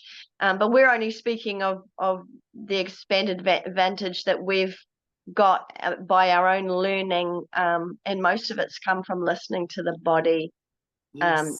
and connecting with source and letting the light drop in. So again, stuff may resonate with you, it may not. Feel it in your body. It doesn't have to resonance is not in the mind to agree or not agree. It's in the body. It's felt, whether it feels there's some truth in that, because you don't have to understand the whole concept of something to feel, does that feel true to me? Is there some truth there? And your body will be yes or no. Your mind doesn't have to know all the details about everything to register in your body with your instincts and your gut reaction to, does this feel like truth or does this not feel like truth? Because we are all over the place. We understand it because I mean, we understand we're all over the place, but that is because everything is interconnected and woven, and it all comes down from this time that these ones decided to subvert a natural duality, see a polarity occurring, and then accentuate it and make it more and more and more of, this is the normal way. Polarity is the normal way, not duality. And you could say it's the same thing, but I'm talking about nature's duality and then the psychological operation of installing polarity as a real belief system that brought about and installed the karmic wheel that keeps you trapped, going round and round and round, thinking you're going to get off the karmic, or you're going to rise and elevate through the karmic wheel to a more peaceful, more, it's like a carrot on a stick, basically. It's been horrible what that's done to us, you know, like, and religion's gone and decided to mean that you could just absolve yourself and you'll be back to square one kind of thing. And it's not, it's been used to control. So now back to how we're coming on this side of things, where we're removing ourselves from systems that were created on the energy of the blood of sacrificial animals and sacrificial beings, children and humans, to take that life force and create and then put this and keep this in operation with the spells and the occult words, and then to get the humanity to believe them, because it feels natural. It feels like, yes, there is natural polarity. Yes, there is, you know, surely, and your mind will tell you, yes, there is actual right and there is actual wrong, and science was invented and to quantify and to back up. And it sounds crazy to think there is no right and there is no wrong. That does sound like a crazy notion, but when we say we allow in a free will quantum space, that means we do accept the darkness and the lower free will choices, as well as accepting the higher experiences and free will choices. Doesn't mean we like them, people. Doesn't mean we agree with them. Doesn't mean we condone them. Okay, this is the difference I want to say. When we say there's no right or wrong, and other people say there's no wrong, I'm not saying this is the truth. I'm saying it's a truth that I've come to experience. And you may or may not agree. That we're just giving you perspective and perceptions, and trying to explain that the light in us no way wants to condone dark and heavy behaviors. You know, we're talking murder, we're talking the most horrific of things, right? Taking life for vengeance. You know, this is not a lion killing a gazelle to eat it. It is to survive. This is, you know, this is heinous choices down on the lower end of the spectrum, but it is all in the greater experience of Earth. So if we can allow it, because it's actually occurring, and not deny it and pretend it's not existing and sweep it under the carpet, then we start to dissolve it quicker, because our light, like Poppy said, the light of truth is shone on it. Mm-hmm. And then we can make a choice, do we want to behave like that, or do we want to do something with those that are behaving like that? So there is a kind of a judgment of like, does it serve us to keep that behavior? I mean, it gets very intricated in how we've put in laws, and we've put in judgment in our lives with judges, and the law, the law, LAW law. So, but it still separates us from accepting, whether you like it or not, that this experience over here is happening. In a natural world, we would have natural free will, that dark things happen, but we're actually talking about an unnatural world that they're creating. So people that have come, or entities and principalities that have come to Earth to disrupt the natural duality and do things that are really extreme in that free will, the choices that they're making to choose to harm people, to choose to take and drain life force. These are all really extreme, dark choices, but they still exist in now what's on Earth. It's like saying you've had a beautiful group of friends, and then somebody from another school has come to your school and gotten into your group of friends and corrupted that harmony that existed in your lovely group of friends, where you could trust and you could feel safe and you had love, and then one by one, this sort of heavier, darker energy starts to happen, but it's still happening. So we have to accept the reality it's happening. We don't have to like it, and we can begin to make changes. Yeah, and that thing comes back in. Yeah, and it is hard not to judge, and it is human to judge. This is what we're used to now. We're using the mind to judge, because, for example, we're going to use the critical mind, which is fear, doubt, and judgment. We're going to use fear when there's a threat. Like I've got my senses are going to come into fear when there's a man with a gun behind that door, and I'm going to go this way if I'm listening to my senses. Or there's a raging bear or something. My senses tell me there's fear, pay attention. Or judgment, which is like, judgment is, clarity of judgment is, this is a poisonous berry. My judgment is, your mind starts to use your judgment, your clear judgment, to judge whether I should eat that or not. Like, so your intuition and your senses really come alive. There's nothing wrong with the mind. It's been controlled and accentuated with that polarity that really judges the polarity so much, right or wrong, and it's subverted the use of the mind and the fear, doubt, and the judgment to help us, and it's used us to hurt us. I think a really good point when you're talking about senses. That's the feelings, that's the things that we intuit. That's like the deer that's out there, they're sensing that danger and they're walking over here, and they're sensing, and they're not judging. So the judgment, they don't have mind dominant. They are holistic. Yeah, but so this is where we're still in this karmic universe. And so the judgments, okay, so we know there's natural law that, okay, the deer is sensing a predator, so it's moving away, and that's doing it by its senses. It's natural. Instinct. But then here, what's happened is, the police are after you because you spoke some truth this is a condition coming from a judgment from the law. So this is the imposition that has been placed under the nature, and this is the judgy part. And it's always, people talk about I love you, I love you, I love you, but it's not love if it has conditions. And so often, oh yeah, I'll love you until you do that, then out, you know, and that's condition.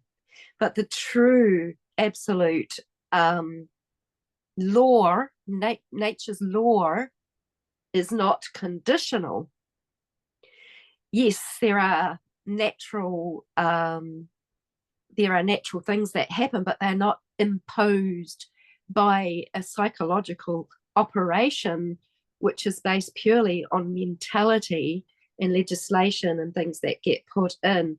And so this is why we've been trained to judge for our own survival and our safety. And so it's a lot to let go of.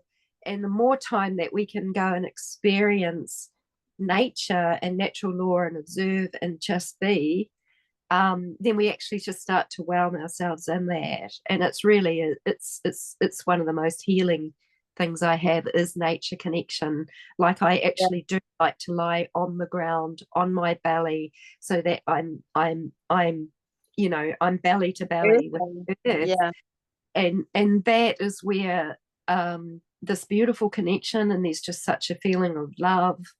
And I mean, of course, you know, especially when you have the sun also pouring in on you, you know, on your being. But this is the unconditional nature of natural law, LORE, compared to man's LAW, which have been the imposition, and it's always replicated. Like even the Vatican, they've made that like the temple site where they record the solstices, and not that one, sorry, but they replicate things from nature, or even that connection, because that's even still sidestepping nature, but they do replicate nature to try to make things appear a certain ways, but they do it also by eradicating nature. So yeah, back to nature may go. Yeah, and that reharmonizing. So the senses are connected. The senses and the emotions belong to the soul and the body. So they connect the body and the soul, and those are your instincts. So what I'm saying is, with polarity and accentuated polarity and inverted duality, it's made the mind the dominant.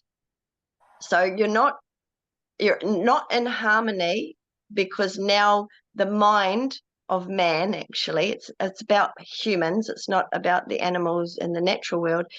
They have got mind as the dominant. So that will pull you out of your connection and away from your natural senses, and away from respecting and listening to your body and listening to your emotions and listening to your soul. So the soul and the body and the mind are this one light.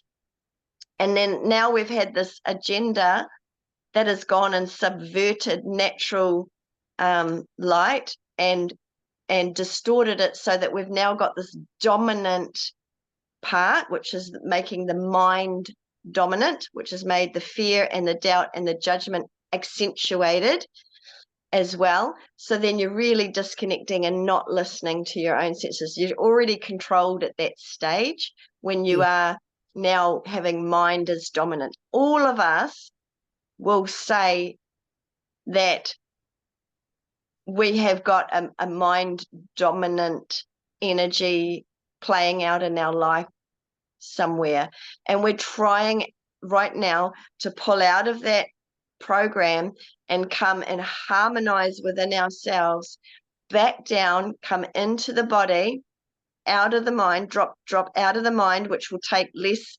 importance of just the mind, and bring importance back to the body, which is where the senses are: sight, smell, taste, touch, and there's actually more than 5. There's actually And then you've got your clear senses, your clear sentience, your clear gustus, your clairvoyance, all those other ones. So what did you say the last one was? Oh, I can't remember. Was it feeling or taste? Yeah. Yeah, so let's see if we can remember. Sight, hearing, taste, smell, sensing, Touch. feeling. Yeah, Touch. okay. Yeah.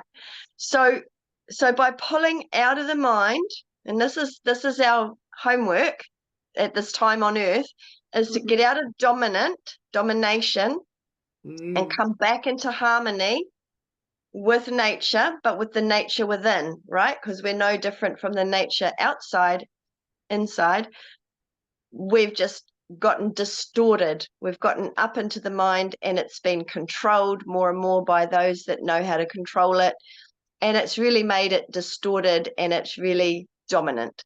So we're learning to come back into harmony by, and I'll get to it. We are getting to the point of what I'm trying to share. I know I've got all over the place. I hope you've managed to keep up. You might need to lie down after this. But if you come back down into the body, what people are trying to do is reawaken and release trauma so that you can feel your senses more and more, which can be painful too. Poppy's had a lot of pain feeling the feeling body, the nervous system, and where the senses and the emotions happen. They happen in the body. The mind will judge it and make a story. Again, you'll leap up and down out of your body into your mind. But we want to bring the mind and the body and the soul back together as this really beautiful team of wholeness that is harmonized. So even if you've got an over analytical mind, even if you've got an over judgmental mind, we're saying allow it, don't judge it as well. If you can accept your mind, and yes, okay, I might be accepting that my mind might be a dominant player, the driver, then we need to bring back the compassion and the love to bring it into harmony. We need to allow where we're at right now. So if that mind is dominant and it's been there to protect us, or it thinks it's there to protect us, then we can accept where the mind is at, and then we begin the process of harmonizing. You're going to say something, Poppy? Yeah, what I was going to say is that when and if the mind becomes dominant, it's usually because it got that way because there's a trauma that did it, and it's frightened itself out of the body and what the body is holding. It's leapt out of its skin, right? You know, that It's whole so leapt out of my skin. Yeah. It's actually too painful. So and this is an opportunity to be absolutely kind and gentle on ourselves if there is mind dominance. There's been a lot of harshness. People have talked a lot about that instead of really understanding that this is a trauma response. Yeah, and that's the disassociation as well, right? Yeah. Yeah. And the disassociation can take us up into soul even. So that soul is a safe place. Source can feel like a safe place. So we can feel like we've even left the body, you know, and some people might use alcohol and drugs and food and meditation and all sorts of things to take us out of the body, even out of the mind, and just go into soul and just hang out there. But either way, if we're mind dominant or we're using mechanisms to go up into soul, we're disregarding the body, and the body is where the trauma is stored. So we have to come back into the trauma. So we're doing this in the one body, the one being. We're doing what the world is trying to do at the same time, which is bring itself back into harmony and heal the programs of control and heal the dominating forces that are distorting the light and not keeping us in harmony, maybe striving for balance, and it's actually a false light that we're going to be on this exhausting, fatiguing seesaw. So come down to the teaching part of the unity. And from my perspective as a journey practitioner, is this big allowing. So So allowing darkness and allowing light into my experience, or acknowledging it. So acknowledgement is actually a beautiful doorway to healing. We're not going to be, or we might acknowledge even the parts of us that are wanting to ignore pain, that are wanting to ignore the horrible things about life and the things that are happening in the world that we would rather not acknowledge. So it's happening outside of us and it's happening within us. But if we can come down and take our responsibility, ability to respond to what the body is saying, what the body is feeling, and what the body is thinking. So not just what the body is thinking, but what the body is feeling and what the body is speaking, what the soul is trying to convey through the body, through the mind to us. We can start to do this harmonizing that can occur, and that it could take hundreds more years, but this is the start of it. It's not the start of it, it's the start of it for you if you're listening. You've done this many lifetimes to get to here, and you'll continue, but right here, right now, you have the opportunity to go, okay, so my responsibility, if I choose it with my free will, is to bring my parts of my body, mind, and soul into harmony. So yeah, into the one. So you are a micro of the macro. You know, you are the universe here, and the universe is out here. So God is within you, light is within you, as light is outside you as well. So you're oneness, and then you're the one fractal. So coming within this little it's not a container, but this little shape, you're going to find that you are distorted, and you will find that programming and conditioning has been so ingrained that you really, until you start going inside and looking, you won't see how distorted some of these parts of the mind are. And when you meet them, the integrative process of coming back into harmony is when you meet trauma, when you meet a part, when you meet any part, you are just to acknowledge it, accept it's there, allow it to be in its way of expression, and then it can start to dissolve. So if you're going to ignore or deny or continue to do what we've always done, which is only love and pay that polarity and revere the light side of us without acknowledging the dark, traumatic, painful side of us, you're going to keep yourself in division. You're going to keep yourself in conflict. You're going to keep yourself in polarity. And any conflict space in the body cancels out that love anyway. And you get a conflict, you get a rubbing, you get irritation, you get inflammation, because two forces are not coming to harmony. They're not at peace of mind. They're two parts. So we must acknowledge polarity in the way forward to unity.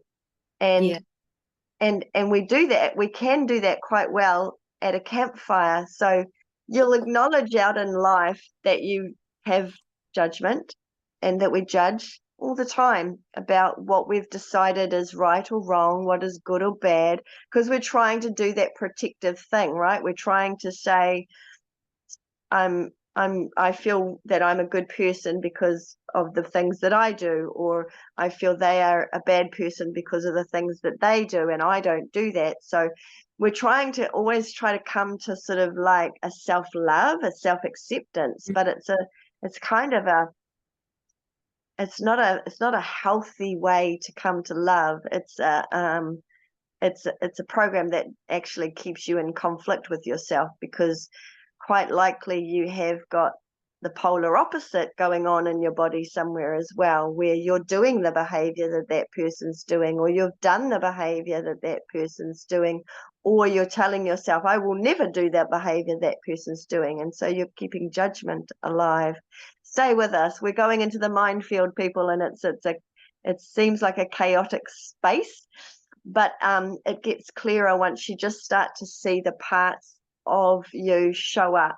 So we come into the journey and we go into the body, and we're just asking the body, show me who's here and who wants to speak. We're asking the body who wants to speak, and we meet parts of the mind because they're telling us a story of experience, and they're telling us a perception of that story. So you might come to a campfire in the mind, or you might come to even in life realizing that there's a part of you that has a perception of a story of your experience, and then another part that's got a different perception on that experience. And you've got to try to find what's true, what's real. You ask your body. The body is going to tell you. So already you come out of the mind and down into the body to ask the body for help. Tell me what's true of these two parts of the mind. And then the body will give you its perception of the story. Remember that whole thing, there's when you're arguing with somebody, there's his story and then her story, and then there's the truth. This is what the mind is like. You've got the duality, the polarity, and then the truth is in the body and the soul. You know, you've got some place you can go to find truth for you, and it's in the body with the soul. So we already start to come out of the mind being dominant, and we really give importance back to the body to tell us truth from sensations, from its recording. Remember I said it's like the recording system, it's in the waters, it's got the truth, and then you're going to ask for why did that happen. And the soul can then come in and impart. We're giving importance to the soul coming in to give us wisdom, clarity, and shedding light on what was that experience about. So harmony in the body looks like allowing, accepting the whatever is. So that means accepting if I'm out of balance, if I'm out of harmony, if I'm in disharmony or dis-ease, and starting there, just accepting it, just allowing it, and then unpacking it, acknowledging what it has to say. Because a lot of people are going out of their minds right now trying to find peace, but they're trying to find it up in that mind.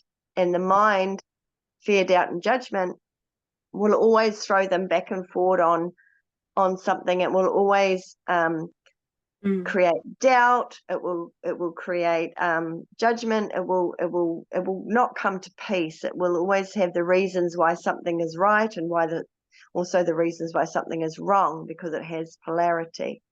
So yeah. So part of that sounds confusing, doesn't it? So part of healing the human condition where there has been soul shattering. So trauma shatters the soul, and the soul sometimes exists outside of the body, but the body remembers. So literally, we are literally pulling ourselves together. And you know, so the word dismemberment, hey, we're remembering. We're putting it back together. So there's a lot of pressure sometimes to forget, but if we forget, then we're actually keeping our soul splintered. We're not an integrated whole. We're not the one. So when these parts have a different perspective, and they'll have a different mental perspective. So, for example, I might think this person's doing that to me because of this, and that'll be my mind. But then making a story. And when I go into the body and I look and I feel, my body's going to remember what is true, and it will bring it out, and we can access that. And then, you know, the forgiveness fires can happen only once that soul is kind of like, it's coming together. We're actually restoring our soul, we're reclaiming our soul, and it is the soul that the entities are after, because that is the psychic power of the soul, that it is Yeah, that the soul light. that they want. Yeah, so I hope that kind of puts it into a little bit of a Yeah. perspective. Yeah, Thank you. There's so much to discuss, so it's so great to have there's so much to discuss, and it is very like it literally is a mind field, the field of the mind, and then there's the field of the body, and there's the field of the soul, and the harmony is that works beautifully in an integrated reality, in an integrated being. But most of us are disintegrated. We have been we're not getting the breath disassociated. of the body. Like my breath and how I'm breathing is a monitor of how well I'm in my body. And when I'm really in my body, my breath is present. It's accessing. It's like my breath is like light too, also going through my body. And there, but when we're out of our body, we might not even be barely breathing at all. There won't be that rhythm of Yeah, the life of force. of the life force, yeah, of that Yeah, vitality moving through. And and then when the body is holding on to something, even the breath may have trouble accessing that point. But with the breath, we can actually find the stagnation that is in the body, the parts that aren't moving, because that movement is really vital, isn't it? yeah, Movement of the body. yeah, Yeah. yeah. The body's amazing. So that's exactly right. The life force comes in to animate the body. Traumas are stuck in the body, but however, we've still got 100% of that light available. But if we've um, leapt out of the body and up into the mind, or we've leapt out of the body and up into the soul, through trauma, through disassociation, through getting stoned, through, drink, whatever. If we're out of the body, we are not having all of that 100% light functioning really well. You've got to be in the body to drive the car, it's on autopilot. It will drive by itself, but it drives better when you come out of the mind and down from the soul back into the body, so that you can have mind available, you can have soul available. You've got the more light pumping through the whole body rather than just one aspect of you. So I think we're nearly done. I just want to get to this emotional wholeness, this emotional unity. So we started with really big information about Masonic, occult, even before Masonic, the people and the beings and the entities that put in such a thing as the karmic wheel. Like, this has been going on forever and ever to control the beautiful humans, actually, and the animals on this planet. So if we're now exiting, we're coming into time of revelation, where the humans wake up and realize, oh my gosh, we've been in a prison and we've been controlled, and we've been thrown into submission and having a dominator, using mind control to control us and keep us out of source and out of alignment with earth, and out of alignment with even the body, our senses and our intuition. We're now at this amazing, beautiful time. If you're still here on earth, you're part of this shift and part of this change, and you can choose to or not to. It's up to you. Either way, there's an inevitable evolution that's occurring, and that is that this 100% light, which is actually 100% love, unconditional, has a frequency, and it's really high.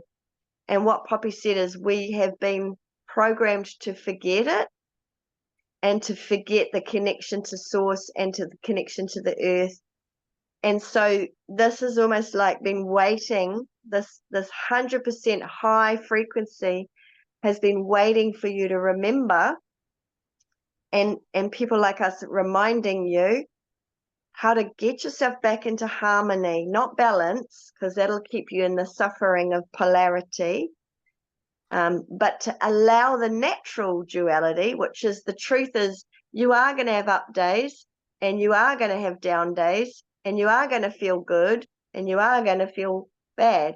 These are actually natural things, but if we don't judge it and attach a judgment to it, the natural waves of the natural dualities of life can just pass through us. They can literally pass through us.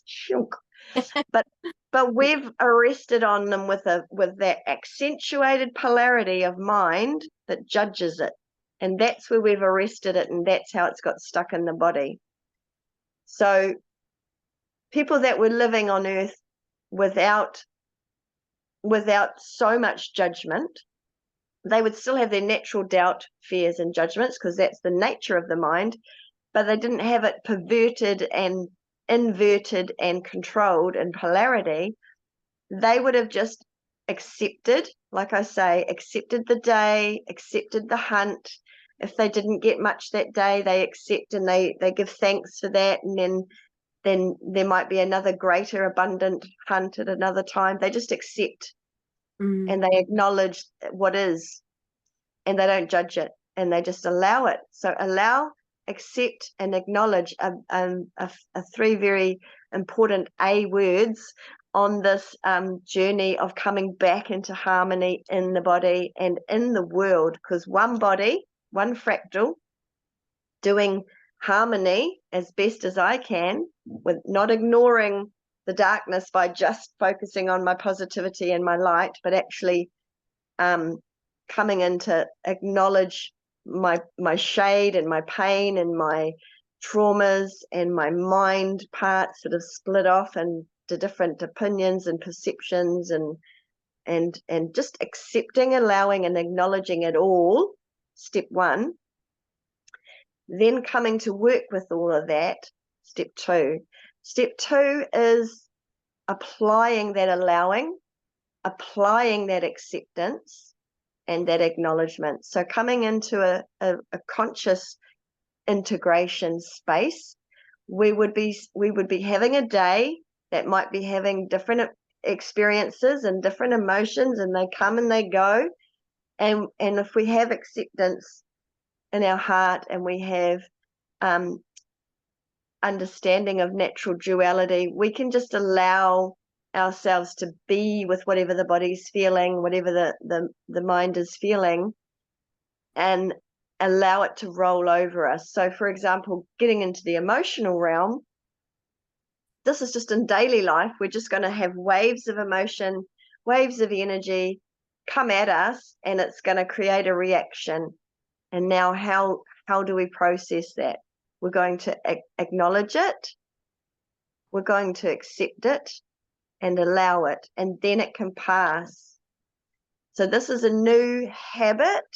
It's actually a very old habit, but that we're remembering to use, and not attach such a judgment on something as we did before. Because once we start attaching judgment to the polarity and making it good or bad, right or wrong, that's when it can get stuck in the body, because now we've made a big story about it. We've even, I'm not saying to it. You've please, I do not want to belittle anybody's horrific experiences, by the way. And I do not want to belittle and say that you should just ignore your reactions. In fact, we want to allow, accept, and acknowledge our reactions. So if you're reacting with polarity, it's perfect. You're still human, having where we're up to in humanity right now, which is polarity is still existing. We're just trying to start to remove ourselves from such polarized, divisive mind control. So if you're still having polarity, perfect. You're having that, accept that, allow that, acknowledge that. That's going to be our start point. And so with the emotions coming up from outside reaction or outside experiences that make us react, if we're angry, we want to start to apply, I'm going to accept the wave of anger. I'm going to allow the wave of anger. I'm going to acknowledge the wave of anger. I'm not going to ignore it. Then the wave of anger can just wave off. Going back to heal the trauma that's in us is now applying acceptance, acknowledge, allow inside from whatever's arising up. So this is where Poppy will, I think, talk about triggering in a minute. Because so firstly, she will talk about triggering, but I just want to mention it here just to say that life's experience will come at us, and it will actually lovingly trigger and awaken our trauma that's stored in our body, because it's a magnetic match. There's a wave coming at us, and it's hit a magnetic match, and it's triggered something up. And so now we're going to turn inward, and we're going to go, hopefully we're going to have a breath, and we're going to acknowledge, I feel ... I feel. So what is it? So you're going to acknowledge, wow, I feel anger. Then we're going to allow it to be here. So more breathing. I feel really angry. I'm going to just allow it. I'm not going to punch somebody with it. I'm not going to argue with it. If you are, then we're going to accept that. If you punch somebody or if you're arguing with somebody, we're going to accept that. You got to know you were doing the best that you could with the resources that you had at the time. yeah, that's a line out of the journey, and it helps to acknowledge, accept, and allow your human behavior, that you're just being a human. And quite often we're still very reactive at the moment. Okay, we're not being responsible all the time. We're being reactive a lot of the time. So we're gonna accept and allow. Oh my gosh, I just like the kids are pushing and shoving. They don't know what to do with these feelings, and they're reacting.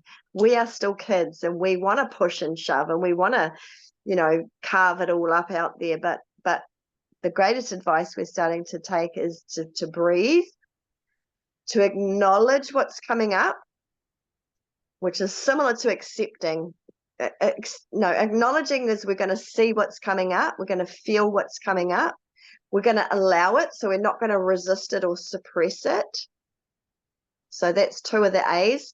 And then how do we get to accept it? Well, we're going to believe that it's here. We're not blind to the fact that it's here. Anger is here.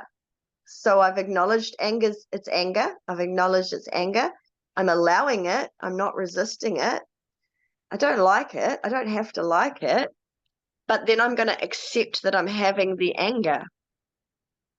So already we've taken a bit more of our own control, and we've acknowledged something. We've allowed it. We haven't resisted it. And then now we're going to accept it. Accept it doesn't mean I like it. This is okay. It's saying it's allowed. It's here. I'm going to accept the reality that anger is here. Those 3 things alone make it fuck off a lot quicker than if you don't acknowledge it. So Poppy didn't even realize a lot of her angers, because they could only come up so far, and then they were suppressed back down. So the body was trying to have anger, but how it got to express it was through inflammation and through disease, and because it had no expression. It wasn't allowed. It wasn't safely allowed or even really understood and acknowledged by a child, right? This is the development of a child. So Poppy, over to you for triggering and the gift that triggering is giving you and all of us, and then back to me. It's quite interesting, you know, as you were talking about that, because I think some of the things that trigger me the most have been people, well-meaning people that are all of the light and quite new agey, who have actually told me you can't be angry and that it's not acceptable, and all of that, and that's a trigger, and so I've And it's also, a program that they've believed. yeah, and it's a program that I believed, and it's a program that I was No, that magnetized they've to. believed. They Yeah, put the program on you. they believed, but I also believed it a little bit, and that's why it True. actually Yeah. hit me. That's why Yeah. it triggered me. I didn't actually believe that I if I had anger, I thought my power would upset things. Like when This is I was, the mind control, right? This is how we've yeah, controlled people. like when I had so much rage towards my mother that I needed to go and look at some of that rage earlier on, but I still couldn't get down to the bottom of it because I was afraid that my rage would actually harm my mother. And so there's all of these ideas and programs. So with triggers, and I think it's really caring and compassionate when people say, here's a trigger warning, it's going to be upsetting. But how do we handle triggers? Because for me now, I actually want this density, this stagnation, what's blocking me removed. So I actually look at content purposefully that I know will trigger me, like other survivor stories, um, and things like that. Because when I am triggered, it's helping me grow. And then all these little quantums of information start coming in, and all the dots start connecting. So therefore, I will allow myself to be triggered, and I don't think it's a really, really negative thing. But I So you're notice not resisting, right? I'm You're not allowing. resisting. But the word trigger is almost becoming a program word out there of don't go near, don't touch that, don't Or go near. be in fear that you can't handle Yeah, or cope with this. yeah, yeah. That's exactly it. Yeah. So This is going to evoke trauma. It's going to yeah, evoke fear. It's going to evoke reaction of anger, maybe. It's so yeah. And I yeah. think it's allowing ourselves to be triggered, because I have been with people, there's been people that have they've come in on the harsh side, and would think that they're kind of a bit like a guru or something, and they will do a harsh thing to trigger, you know. Um, like even when I got really assaulted by the therapist, that was like a really harsh thing, and it was actually more than I could handle at the time, so I went into psychosis. However, it took me months to be able to work out what had happened. That was like it was a major trigger, but we still need to, I think with love and compassion, we would never put that kind of a trigger onto someone else. So it's it's a big topic, but it's also not being afraid of the trigger. And yes, I honestly have turned that major triggering thing around to work with me and for me, but it took a lot of assistance, it took a lot of support.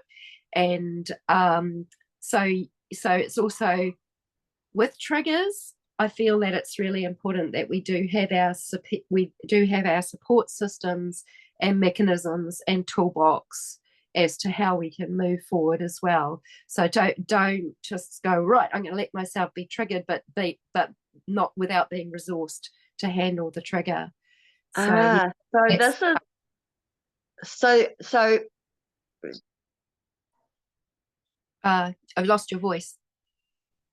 um Oh, this is the acknowledgement. So humanity's coming from that contracted state that we got controlled down and narrowed down and squashed into, back into that expansive connection to source and taking our power back as a species.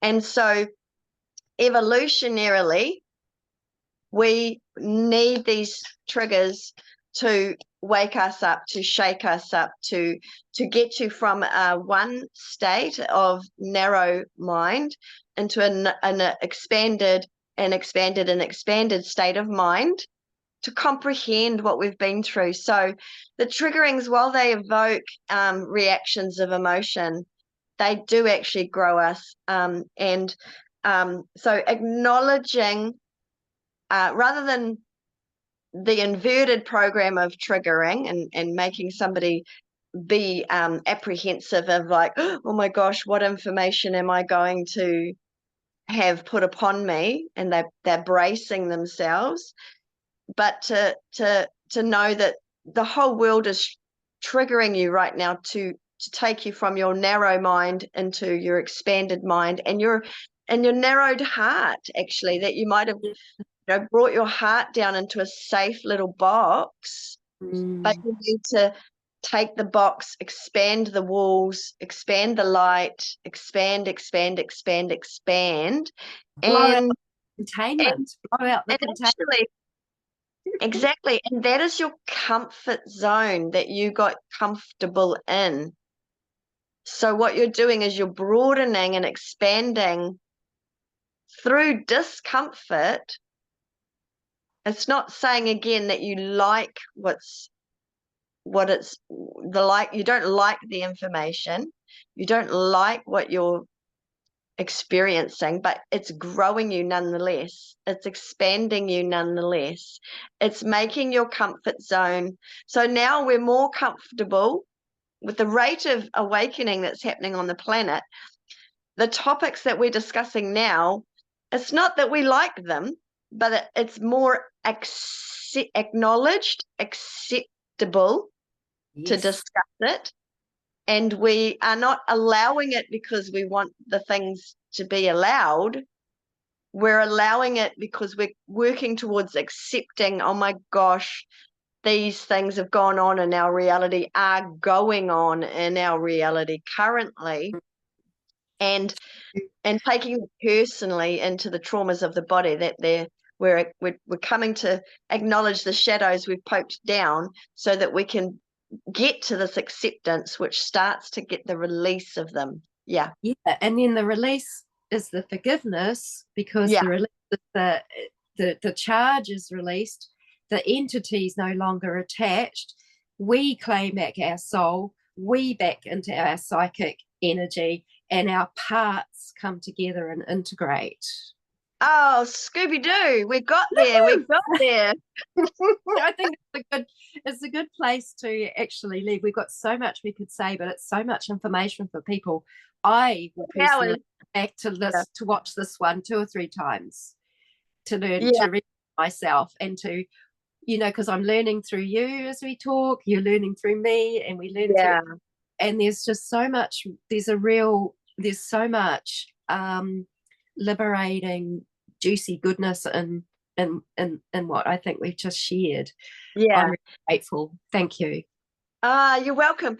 And what I want to say to the listeners is,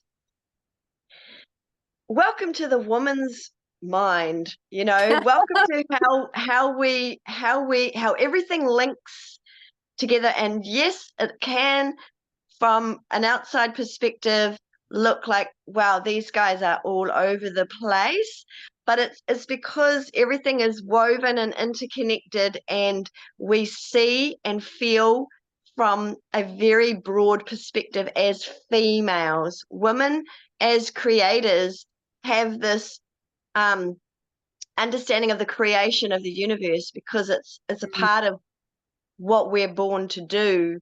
And so if you're listening, and please just see that this is a long amount of time. We decided not to censor ourselves, so we're going to let the video go till we feel like this natural conclusion, which we just did. But if you can, and you're starting to, actually I should say this at the beginning of the video, because now we're at the end, but if you're going to rewatch this video, maybe do it when you do have an undistracted amount of time where you can play a lot of it through to the end, so that it starts to make cohesive sense. Because it's a 3-hour video, and you chop it up, you might not get as much remembrance as you would if you were able to listen and follow our journey of mind and wisdom that was trying to come through today. So thanks for listening. Hope some of it resonates. If you want to have more of a one-on-one conversation with Poppy or myself, we would probably love that. And just flick us a message on Messenger, and or however you can find to connect us. We'll be glad to talk more. But this is just the musings of what came out today. And the truth is that this is a really big story. This isn't a 5-minute conversation. We're trying to know thyself. We're trying to understand how control measures got put on a humanity and how they've distorted our light. So we are trying to reclaim it, and it starts with healing the trauma inside you and acknowledging that you're part of nature. You are nature. So Yeah. thank you, Poppy, for everything that you've taught me. And yeah, I love talking with you. We love talking to one another because it just builds a beautiful energy. And thank you all for listening as well. And Marie and I are always working on our journeys, and we're with you on yours. And yes, there are places where some of us will connect and get to know each other, just like parts coming back together. So lots of love to you. Thank you for Lots of love. Thanks, everybody.